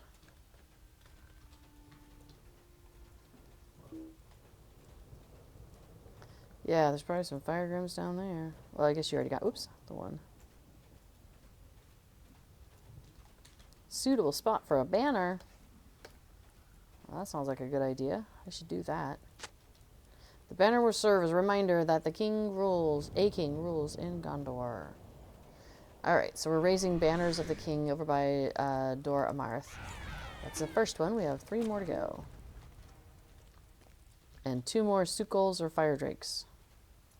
So that ain't bad. Might find them.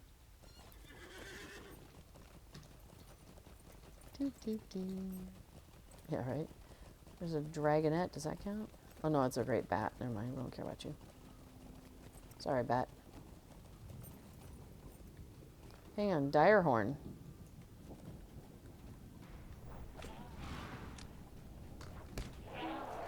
That puts us at 5 of 6 of those.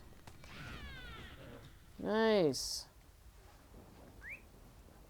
Now we can focus on the banners. Watch out. I think this Kundlar captain wants to say hi. Oh, okay. I was just going to get out of the way. Like, whatever. Just keep running. Figure we're, you know. Well, I figure we're mounted. They're running. We can go faster. We're faster than them. That's okay. No way.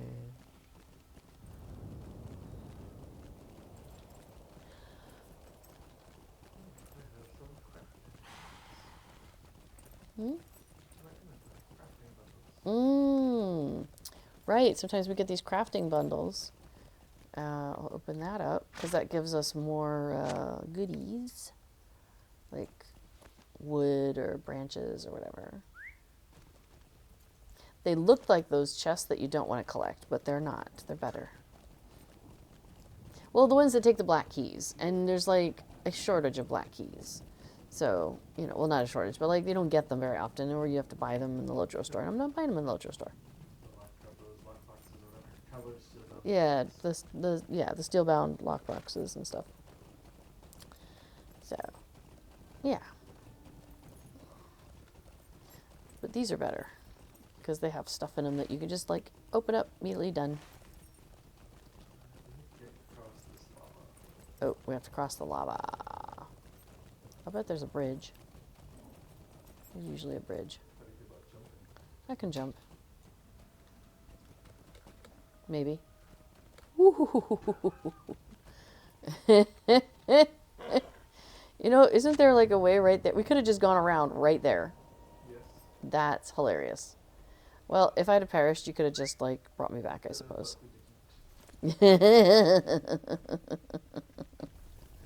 Yes, we got lucky. I did not perish. You're gonna make me jump across more lava. Same basic problem. Okay, fine. That's what we're doing. Oh, okay.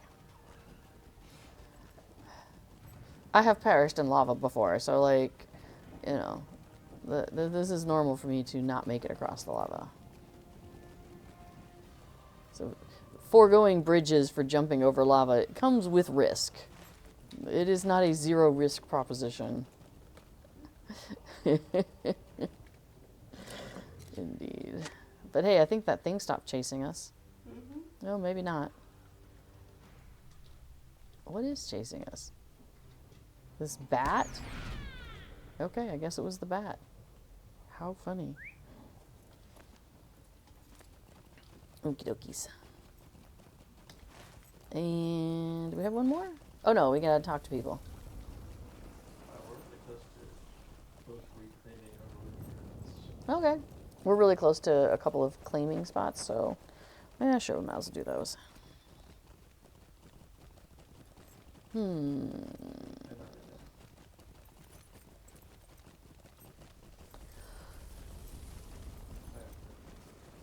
We'll probably just. across here. What? No.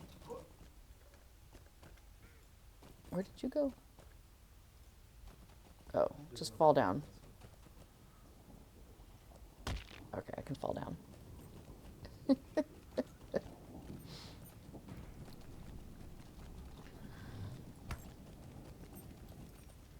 I may have been noticed.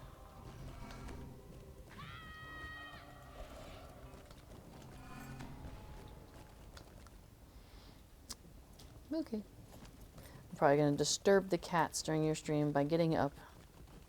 I know, I'm so mean. Why would it be so mean? Why would I be so mean? Probably because I want to go get dinner. I know, so horrible. Such a meanie. Oh, I guess we do have to defeat these guys. Oops, not the rat. Sorry. My bad. Oh, whatever. And the bat. I'm just shooting all the wrong things. My apologies. Yeah. Do all that and then forget to claim the base.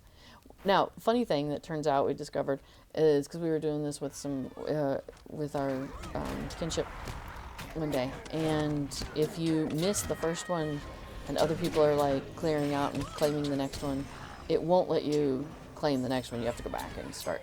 Like, you have to do them in order. There is no getting around it.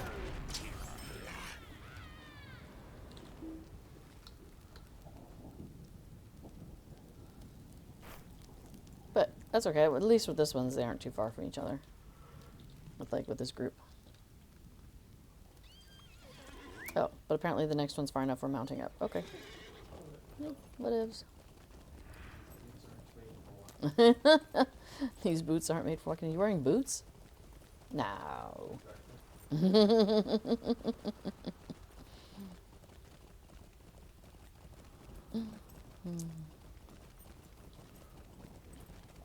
This is a little ways. That's fair. Oh, I see a bunch of red dots. I bet that's where we're going.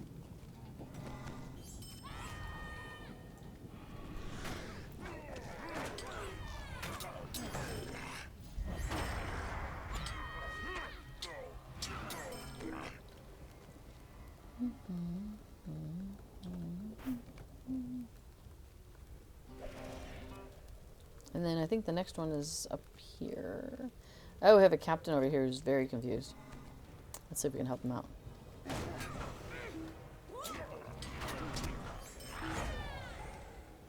Yeah. Oops. There we go.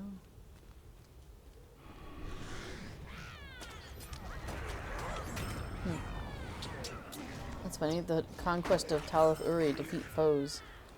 I'm up to like 6 out of 20. We must have crossed a border. Yeah, in the Erodron, if you press your end map, we're in a zoomed in area of Erodron, Yeah. and that counts as if we're on the Talith Uri side of the mountain. Interesting. Even though we're on the Oh, because we're right there up at the top. That's funny. Oh, hey, it didn't do my thing, apparently. Wait, no, it says it has no effect. Okay, then it must have done my thing. I must have been standing there long enough for it to disappear. Let's see if we can go off the side. A few of these will just insta-kill you if you do, which is very rude. We're trying to slide down here without insta-kill, see what happens. I mean, really, it's only the minstrel that needs to make it down That's right. successfully. Technically. Or the high elf. Or the high elf. That's fair. We have a high elf that runs with us on the weekends, and that's really convenient when we have like that sort of situation where we mess up and we all die at the bottom. But the high elf makes it. Because then the high elf has like a res they can do every 30 minutes, which we don't need it very often. So then they can just bring up our minstrel, who can then bring up everybody else, which is works out great. So as long as one of you two makes it down, we're good.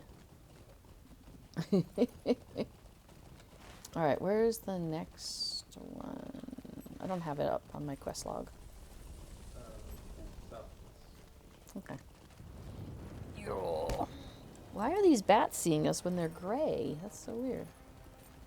Because I'm one level below. Oh, because you're 116. They're So seeing they see us you. level higher than Yeah, they must be like 107 or 106 or something. Whatever. What is it? the 108's can see. Well, they should see me though too, shouldn't they? You're one level higher. 108. Okay, so the 108s are gray to me, but they see you. But this one's not. This one's 109. You saw me. Yeah. That's the heart of the volcano. Oops. There we go. All right, we're heading towards the heart of a volcano. Sounds like a great idea. I mean, you know, some people do that sort of thing for vacation, so... I think I will choose not to for now. Sounds pretty dangerous.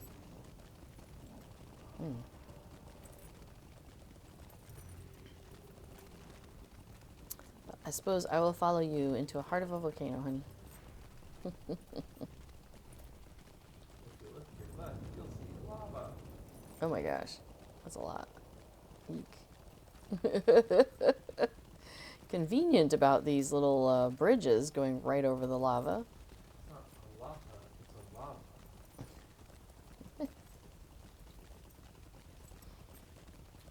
Another bridge over lava? Like a bridge overflowing lava. Oh, it's not a lot. It's a lot. Okay. Yeah. Yeah, it's not lava, it's a lava. Ugh, I stretch my leg. If you look to your left, certain death.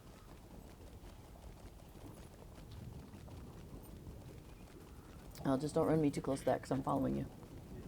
Don't worry about to go where again. Okay. Man, we are really making our way up here, aren't we? This is crazy. Have we been up here before? Yeah, This does not seem familiar. takes a while. Yeah.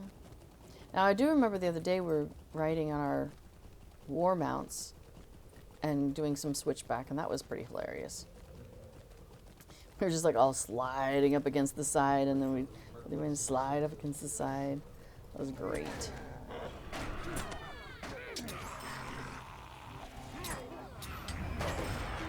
Okay, so I'm gonna go ahead and do another one of those things I'm working my way through. It like increases my something or decreases their something. The bow chance and whatnot. So I have. Where did it show up? It's on here somewhere. Is it in my general output? Well, I guess I could just look at hover over it at the time. Minus 2% range skill evade chance modifier. So, yeah. Your bows, your arrows are more difficult to evade. So, you know, that's nice. They just keep stacking up, and I was like, okay, I need to start using these things. So I've got like 4 stacks of them in my inventory. Of different kinds of bow chance. So I'm just starting with the smallest pile and just keep working my way through them.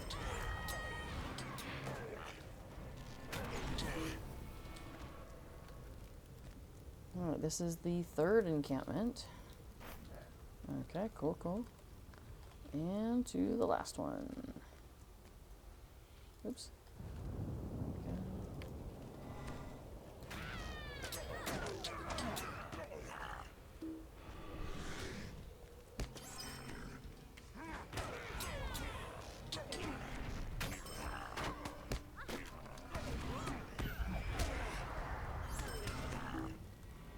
Oh, it's not there. I was thinking it was there. Oh, it's up here. Okay. On a broken bridge. Seems like a recurring theme around here. So now I'm curious, can we get to the other half of the bridge and see it like the other way? I guess not. There is no other bridge. Maybe it was a balcony. I'll just walk backwards. Alright, so what do you want to do? Gotta go to the Hall of the King. Gotta go to the Court of Celeborn. Oh, yeah, the elf. Okay. Lothlorien.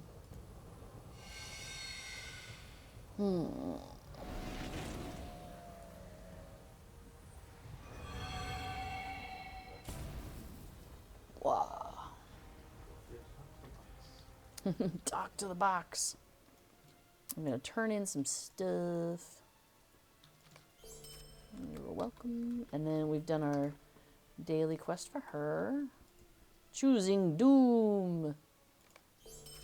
We chose Doom. And then, where do we want to go? Hall of the King, so menfolk. Oh, that's the hall under the mountain. Hall of the King is man people. Yeah.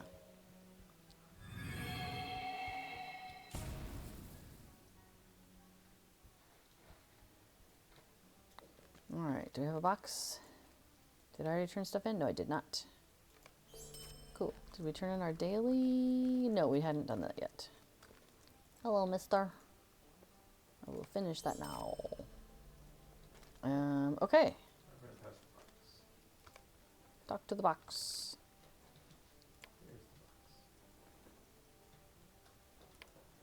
Okay. Now we could, of course, do the 3 other regions, how they are getting it from Lingers, but that's I think this is a good stopping point. a pausing point. Yeah. Transitioning to other things. Look at that You reflection. have enough preserved relics of the last lamps that you could max out your rep. Okay. Well, first I'm going to deal with my inventory by giving it all to you. This is how I manage my inventory. I give as much of it to B4 as I can. Unfortunately, it won't let me get rid of those essences. So sad. A lot of them are bound. Oh, I do now? I have an essence carry-all, apparently. So I can throw that stuff away. Never look at it again. Shove it in a carry-all. Let's see. That must be bound. Okie dokie. Thank you. Alrighty. Well, go ahead and do what you need to do to prep for your stream. I'll finish tidying up my stuff here. Okay, so apparently I have an essence carry-all now. So let's go find that.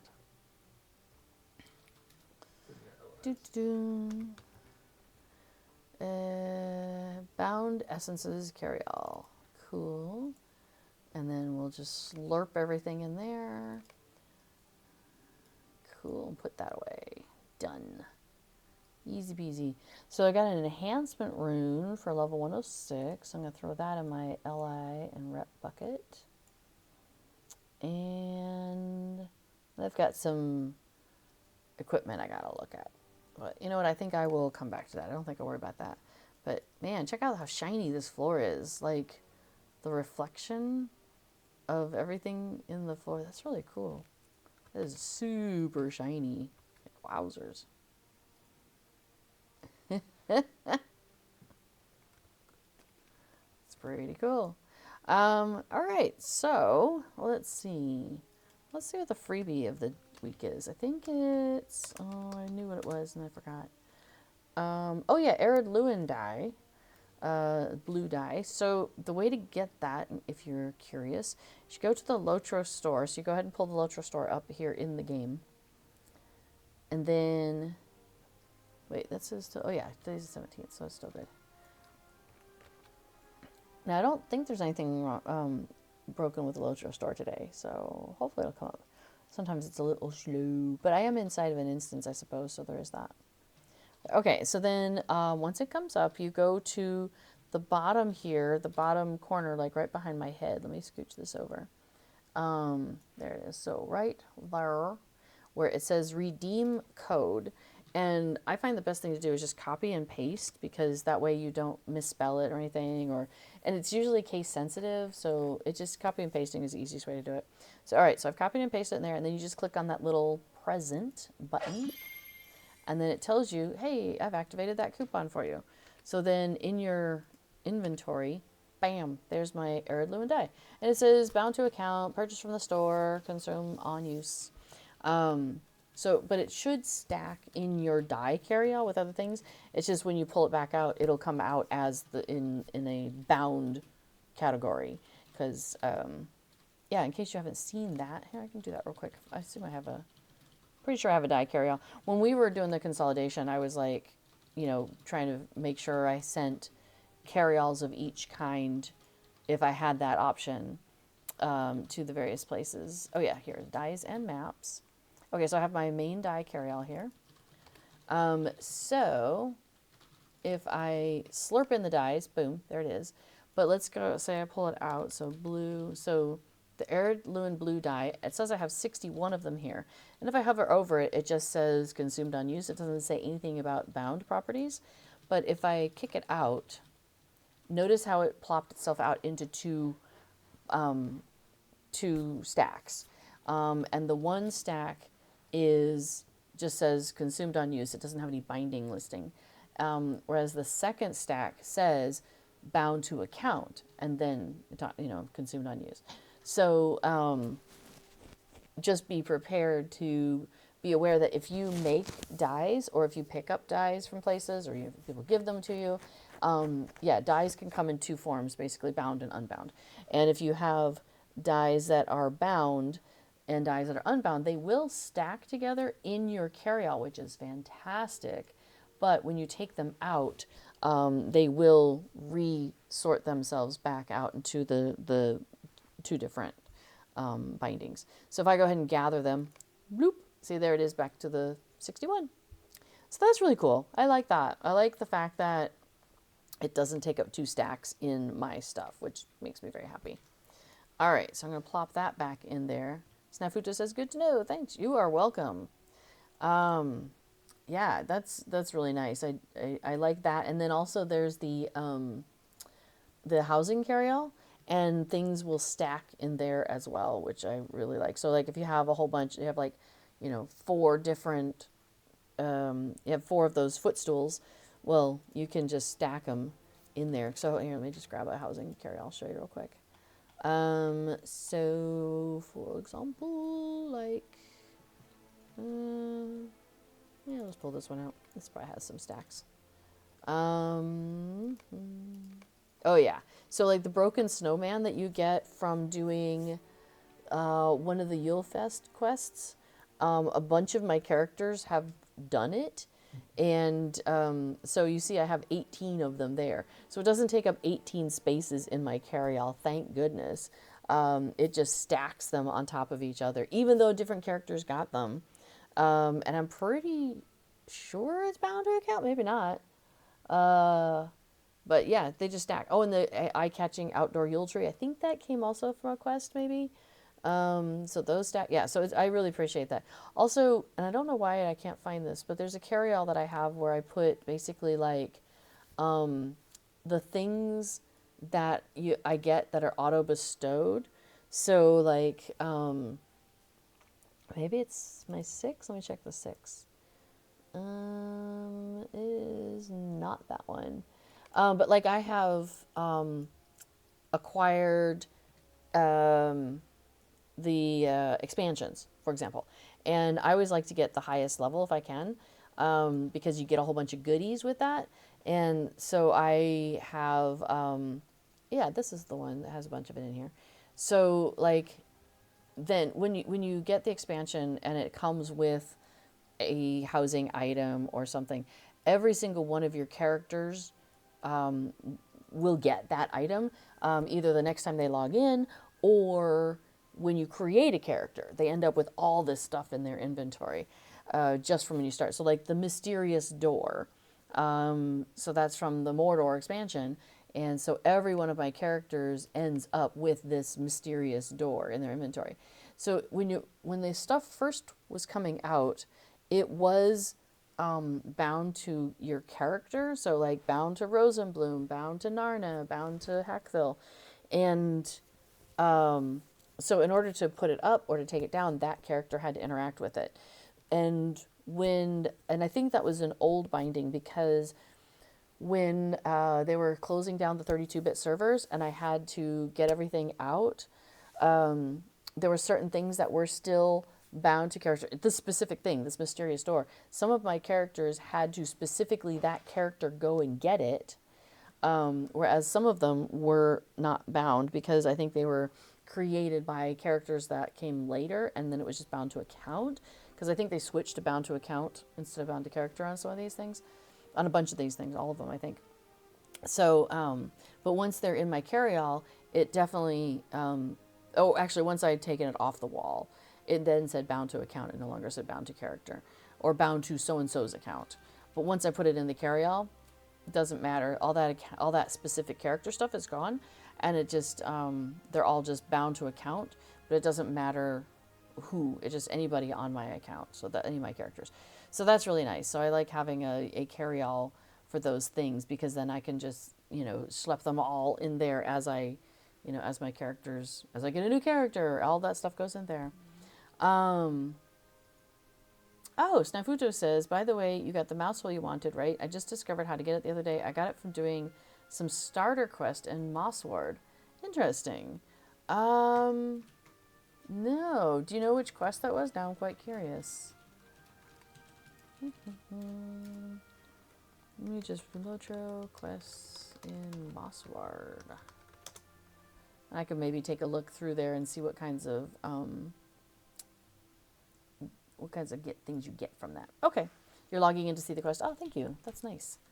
Yeah, I think I want to rename this carryall, and I want to call it Auto Bestowed. Helps if I have BSTE. Stowed. Goodness. Cannot spell some days. Alright. And then, cool. Now I'm going to throw it in here and see if it keeps the name. Yay! It kept the name. Awesome. There's some choice between that, a singing bird, and some other things. Wow! Man, maybe I need to get over to Mossward. Let's see. Do I have these things in my house? Hang on, let me pop over to my house. Because I've been trying to, on each server, have like a house or a place that where I've got all the travel skills that you can use to get that. Because when before the Shadow came out, one of the things we got was that mural that goes on your wall. Oh, maybe I didn't put them up. Or did I put them in here? Answer is no. Well, it looks like I got something to do real quick. So I like having all those different little travel things. It's kind of handy. All right, well, let me get that back out. Yes. Okay, there it is. And let me get a light from Gundabad, and a blazon, and a treasured fountain. I should put that outside because that's pretty. The Kara's Galebrin wall alcove, that's the one. And the mysterious door. Oh, and the map takes you to the War 3 Peaks area. Is that everything? I feel like there's like a... Oh, I got the light. Okay. Alright, that might be one of everything. Level 5 repeatable quest called Ithilden Coin. Really? Okay. I want to know more.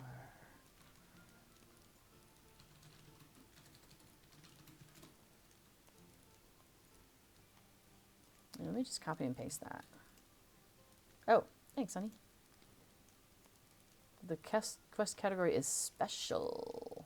Need a pesky dormouse. Really? Well, look at that. How interesting. How did you get there? Oh, the quest is limited to accounts of players who pre-ordered the Mines of Moria. What's that? Says the wiki. Says the wiki. We did not pre-order Mines of Moria. We got it later, but we didn't pre-order it. So I wonder, did you pre-order Mines of Moria when that came out? And I'm going to decorate real quick here. All right, so we're going to stick... Oh, I got 2 of these out. I didn't mean to do that.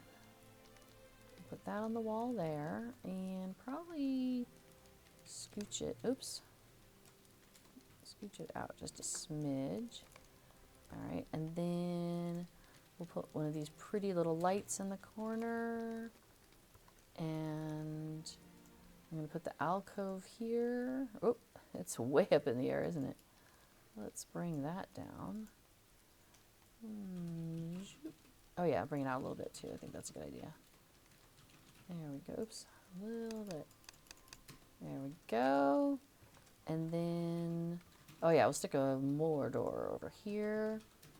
You don't know who gave you the quest. Might be out of a stove. Don't remember about Moria, but probably. Fair enough. Well, I'll try to go looking for it, but I have a feeling that if the wiki is accurate, I won't be able to get it. But thanks for letting me know about it, though. Okay, and I want to put a table in here. You know, I think I kind of want to put the table closer to the Mordor, because that'll be out of the way. But yeah, we'll just throw the table here, but then I'm going to scooch it to where I'm standing. And do I want to spin it? I kind of want to spin it. Maybe I'll end up moving that Hobbit cupboard. I don't know. On the other hand, I could just put it over here and then like put it in the floor basically. So it looks like a rug. So that's kind of fun. Let me see. Maybe I bring it up just a little bit more than that. Okay, it looks like more than a rug, but that's okay. And then, oh, and the fountain. I'm going to put the fountain outside because it's so pretty. Yeah, it's called a pesky dormouse and it's bound to a count. Yeah, I've seen the pesky dormouse. It's terribly cute. But as you can see, I'm kind of like short on, there's one, on hooks. So, but I think we are going to put the fountain here because that's so pretty. Where does that take you? I don't even remember. Oh, let me put that blaze on back because I don't need that. Oh no, that's not a thing. Okay, coolio. So let me put this away. Put that away. And housing, yes. Good. Where does that take you? Oh, minimum level 141. Oh, the fountain promises the unexpected hospitality of cool waters and a dry land. Ah, nice. That takes you off to like Harad and stuff, I think. I don't remember exactly where it gets you to, but it's pretty. Isn't that a pretty travel item? Like, how fun is that? I really like that. I like that one. I like the ones that have water, though. Like, we also have this lily pond and fountain of budding spring. And let me see if I can get up a little bit higher on it. Yeah. So it's got, like, you know, water and spritzing out of there. But it also has, like, a little waterfall idea going on here. Honestly, I think it may be wigging out a little bit. I don't think it's supposed to be spritzing quite like that. But because it's got a waterfall. So I think that's really pretty. I do wish there was, I don't know, there's something about it where it's like the wooden walls of it make it kind of odd. And I can't quite put my finger on why it seems weird to me. Like I almost want it to go underground or something. I don't know. Can't do anything with it. That's okay. Just realized I haven't paid maintenance on here probably in a while, so let me just go ahead and upkeep my house. And let's see, everybody can help maintain my house too. There we go. I always try to make sure. That's the thing, by the way, is if you have a house, try to set it that for maintenance to be available to everybody, because then people can come by and just add money to your house maintenance, which is great. And especially if you have like kinship members who've been around, and then they, something comes up and they're not able to be around for a while, and they're not able to get into the game for a while. But it's really nice because then somebody can just pop over to your house and pay up the maintenance for you. So that is super handy. So for example, I think I'll go check on this one house actually. So that's our kin house, which I feel like I still need to decorate it properly. I think I just threw everything in there and shut the door, you know what I mean? But this house over here, we have on one of our alt accounts, I think. And so it's where we have the crates, which is really handy to have. So we have the maintenance permissions set so that anybody can pay. And so rather than having it lock us out on April 26th, and we're having to remember to go in on that alt character and take care of this, then I can just go ahead and pay the upkeep, and then we don't have to think about it for a little while, which is really nice. So, let's see. Snafuto says, I wish I could give you some. If I put it in your house, can you move it around? So the way that, so as before pointed out, I could change the movement slider on that hook, but I couldn't move it to a different hook. So, so that's the way things work with things that are bound to your account, housing items, is you, if it's bound to your account, you have access to put it in any hooks that you have access to. So what you can do, and I'm not suggesting in this situation, I'm just saying as an example. So for example, this is a house that belongs to a different account. This is not me. This is a different account. Now it's an alt account that we manage. We use it for like playing music and stuff. But let's say it was a friend of ours. Let's say it was somebody else that we didn't know. What they can do is they can come into the housing management and they can go to permissions, and then they can set for the owner, which is themselves, they have all permissions. Good idea.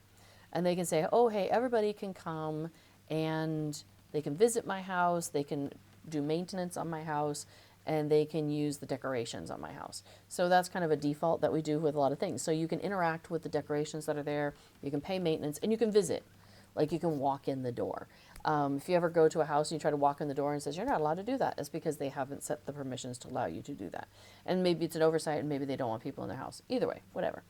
Now, what we have done is on this house, as that character, as Monstein, the owner, we set Affodil and Rosenbloom also to have the same permissions that the owner has. So in that way, I'm able to take decorations that are bound to my account and set them out in the yard in this house. So I can, so like this one, this ingredient crate, oh, these are both bound to my account. So so I was able to come and put these ingredient crates on this, here on this land, at this house, right? But let's say I'm back in as Monstein. Monstein, the owner of this house, I'm in here, I'm playing, I'm doing stuff. And let's say I go and want to move some of these decorations that other people have put on my yard, right? Like, I'd kind of like it over there. Oh, I want it a little bit over there. I can do that. I can move them around within the slider, but I cannot, if I remove it from the hook, it gets returned back to the owner. So then the owner would have to come back and put it back in the hook. Or put it into another hook, whatever we decided. But so basically, if you allow somebody else to put something in your house that is bound to their account, you're able to move it around on whatever hook that they have put it on. But, and first of all, you have to give them permission to even do that. But then once you've, once they put it in the hook, you can move it around. But if you try to return it or try to take it out, it's just going to return to owner.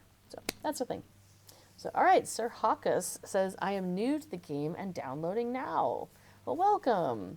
So as you can see, a lot of people in the chat are welcoming you. The one of the many things actually that I really love about Lotro is that the community is very welcoming and it's very helpful. Now, of course, you have your random trolls and you have your people who are attention seekers and whatnot, but in general, sorry, I'm moving the mic around. In general, the Lotro community is fantastic and is super, super nice. So I stream here every Tuesday at this time for about 2 hours. I've been going for about 2.5 now. But you're always welcome to come to my stream and ask any questions or like if you're trying to figure something out. Because there's always people in the chat who may have figured it out or have run across this or, whatever. So there's a lot of help that we give each other. Also, world chat in the game is generally very helpful. I'm curious, Sir Hawkus, which server are you playing on? So and anyway, so yeah, so usually world chat can be very, very helpful if you're trying to figure something out or if you need something. If you're trying to do some questing and you need some help, you can post in the LFF Looking for Fellowship channel in the game, which is really great. People who are looking to gather up with other people will often keep an eye on that channel, or every so often, I'll take a look at it and be like, oh, that person's looking for something. I can do that. I can help out with that. Stuff like that.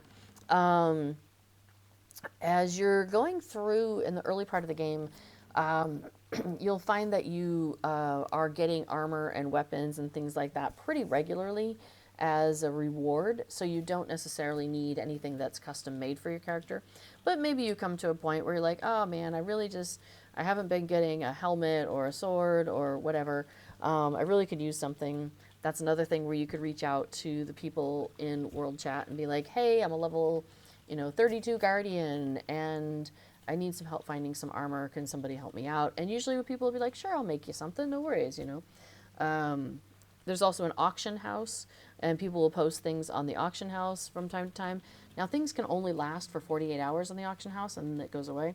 It goes back to the person who was trying to sell it. So you got to kind of check on it regularly. Oh, yeah, and joining a kinship. Definitely recommend joining a kinship because kinships are also can be really helpful and it's just nice to have I don't know, people hanging out and helping you out and doing stuff together. So and finding a good kinship is also nice. I don't think there's as many obnoxious kinships as there were in the past. I think we went recently through a server consolidation where basically we were spread out on more servers and now we're on fewer servers. And I think in doing that, it kind of shuffled people around in kinships. Now, to be fair, I'm not on the super raiding, super quest focused servers. I spend more of my time on the role playing servers. And I find the community there is very kind and welcoming, even more so than, your average Lotro space. So, yeah, hopefully you are going to enjoy it and have a good time here. So, and I see that Nightwind also says, I started 2 to 3 weeks ago. You're in for a treat. I can't stop now. That is so awesome. And which server are you on, Nightwind? I'm curious about that too. So I play mainly on Peregrine and Mariadoc. You're in Grand. Okay, nice. The EU community is nice too. I find, now of course I haven't spent much time on Grand, but I do, being in Europe, we live in Europe now, and so I've enjoyed being on the European servers. Now, of course, today we're playing on a US server, because those of you who are new to this may not know, but back long time ago, back when Turbine was the main producer of the game, it's now Standing Stone Games, or SSG. But back then, Turbine was the owner and ran the game, and they had servers, like physical servers. We're talking like 20 years ago almost now. Physical servers in the US and physical servers in Europe. And to keep them, to maintain those and have the code and all that, there was a separate group of people, code masters, who maintained the servers in Europe. Well, unfortunately, there was like an item ID clash that came out of that. I'm pretty sure that's the issue. So they are unable, now all the servers are in one, they're co-housed and they're co-located, and they all live in Las Vegas now, I think. But oh, actually, no, they reopened. They brought some back to Europe again. Anyway, doesn't matter. Everything's digital these days. It doesn't really matter, right? But anyway, so they can't combine the characters. Can't go from one server to another. They're all under SSD. But anyway, so if you have a character that is playing on a European or one of the EU servers, you can transfer that character, but only to other EU servers. And the same thing with the US servers. If you have a character on one of the US servers, it can only be transferred to any of the other US servers. So when they did this recent server consolidation, a lot of the folks like myself who are active in the role-playing areas, go to the concerts, those kinds of things, I had characters on each of the various servers so I could attend things depending on, regardless of which server it was on. But a lot of those people who run events have gone ahead and moved those events to the role-playing servers, of which there is one in the EU and one in the US cycle, ecosystems. So I spend basically most of my time on those two role-playing servers. I just went ahead and slurped all my characters to those two servers. So I'm either on Peregrine here, which is the US roleplay server, or on Meriadoc, which is the EU roleplay server. So hey, we have 5 raiders from Orden Bonbon. Very nice. Welcome, folks. So let's see. Night Ninja says, I love the community. Anytime I ask for help killing elite or doing dungeon or how to find or craft something, I always get help. Love it. That is awesome. I'm not surprised, but I'm very glad to hear that that is been your experience, because in general, I find that that is the experience for most players. So what I was going to say is, here, let me put a little thing that says, I think it's Tuesday. Does that still work? Yeah. So today's streamers, this is Tuesday, are myself. I'm Little Redhead. Hi. Welcome to the new folks and to the raiders. Also, B4 does a stream called Pluggin' Along, where he talks about and works on Lotro plugins, which are also known as maybe add-ons if you've come from other MMOs, or I forget what some of the other names are, but basically things that you can add on into the game that allow you to do things in different ways. So for example, I'm using this bar up here at the top, which has various pieces of information, and that is called Titan Bar. So I use that in my daily gaming. I also have another plugin called Deed Tracker, which B4 did create, and it tells me like what outstanding deeds I have, how much Lotro points are available under that category that maybe I haven't gone and gotten yet, things like that. So I like the Deed Tracker a lot. And then I use Travel Window 2, which is this really fantastic, easy way to keep track of your travel skills. And we go to Area Door since some of you guys are new. So this is the area that you are spending time in, all the new folks. And so yeah, so it's a way to display on a map a whole bunch of the travel skills that you have. So yeah, Orden Bonbon, what were you playing? Were you also playing Lotro, or were you playing something else? And thanks for bringing the raiders over. So what I was saying though is I am about to. Oh, you played Lotro too? Awesome. So you probably just heard my little information about where I'm at and why I'm here on the role-playing server. So of course I'm curious, what server are you playing on? Let's see. So, oh yeah. Okay, so what I was going to say is I stream here starting at 11:30 server time, so lunchtime. Server time, and you can convert that to what that is for you. For me, I'm in the Netherlands, so I am starting at what is 5:30 my time, except for when there's the time change for, spring, fall stuff. You're on Peregrine also. Hey, hello. Awesome. Yeah, I like it. I like Peregrine. It's a sweet group. A lot of folks from Landreval, which was the primary role-playing server previously. So anyway, and then after I finish, Netherlands, I'm from Germany, says Orden Bonbon. Well, hi. I almost said bonjour, which is neither of our languages. Good grievy. Yeah. Well, goeie avond. It is definitely dark, and I'm guessing it is definitely evening. Oh, yeah. Or guten Abend, right? Guten Abend? Guten Abend.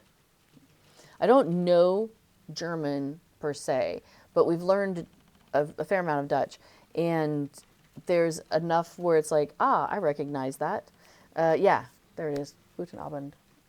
So, which is very similar to, Guten Abend. Yeah, exactly. It's like, you can see it and you're like, yeah, I got you. I know what you're trying to say. Anyway, so B4 is coming up right here after me, and in fact, we're about to transition over to B4 stream. So please do feel free to stick around, though, all of you hanging out in chat. You're welcome to talk about anything Lotro related while he's doing his plug-in stuff. There's going to be a lot of spreadsheets up on the screen, so there's a lot less running around, but it's still all Lotro and Lotro stuff, so we're happy to have you here, and feel free to stick around. Hey, Narnar! Just in time for me to head off. But that's okay, B4 is coming up. So, yeah, so thank you everybody for joining me here as we ran around in the Mordor area. We'll probably do some more of that again next week.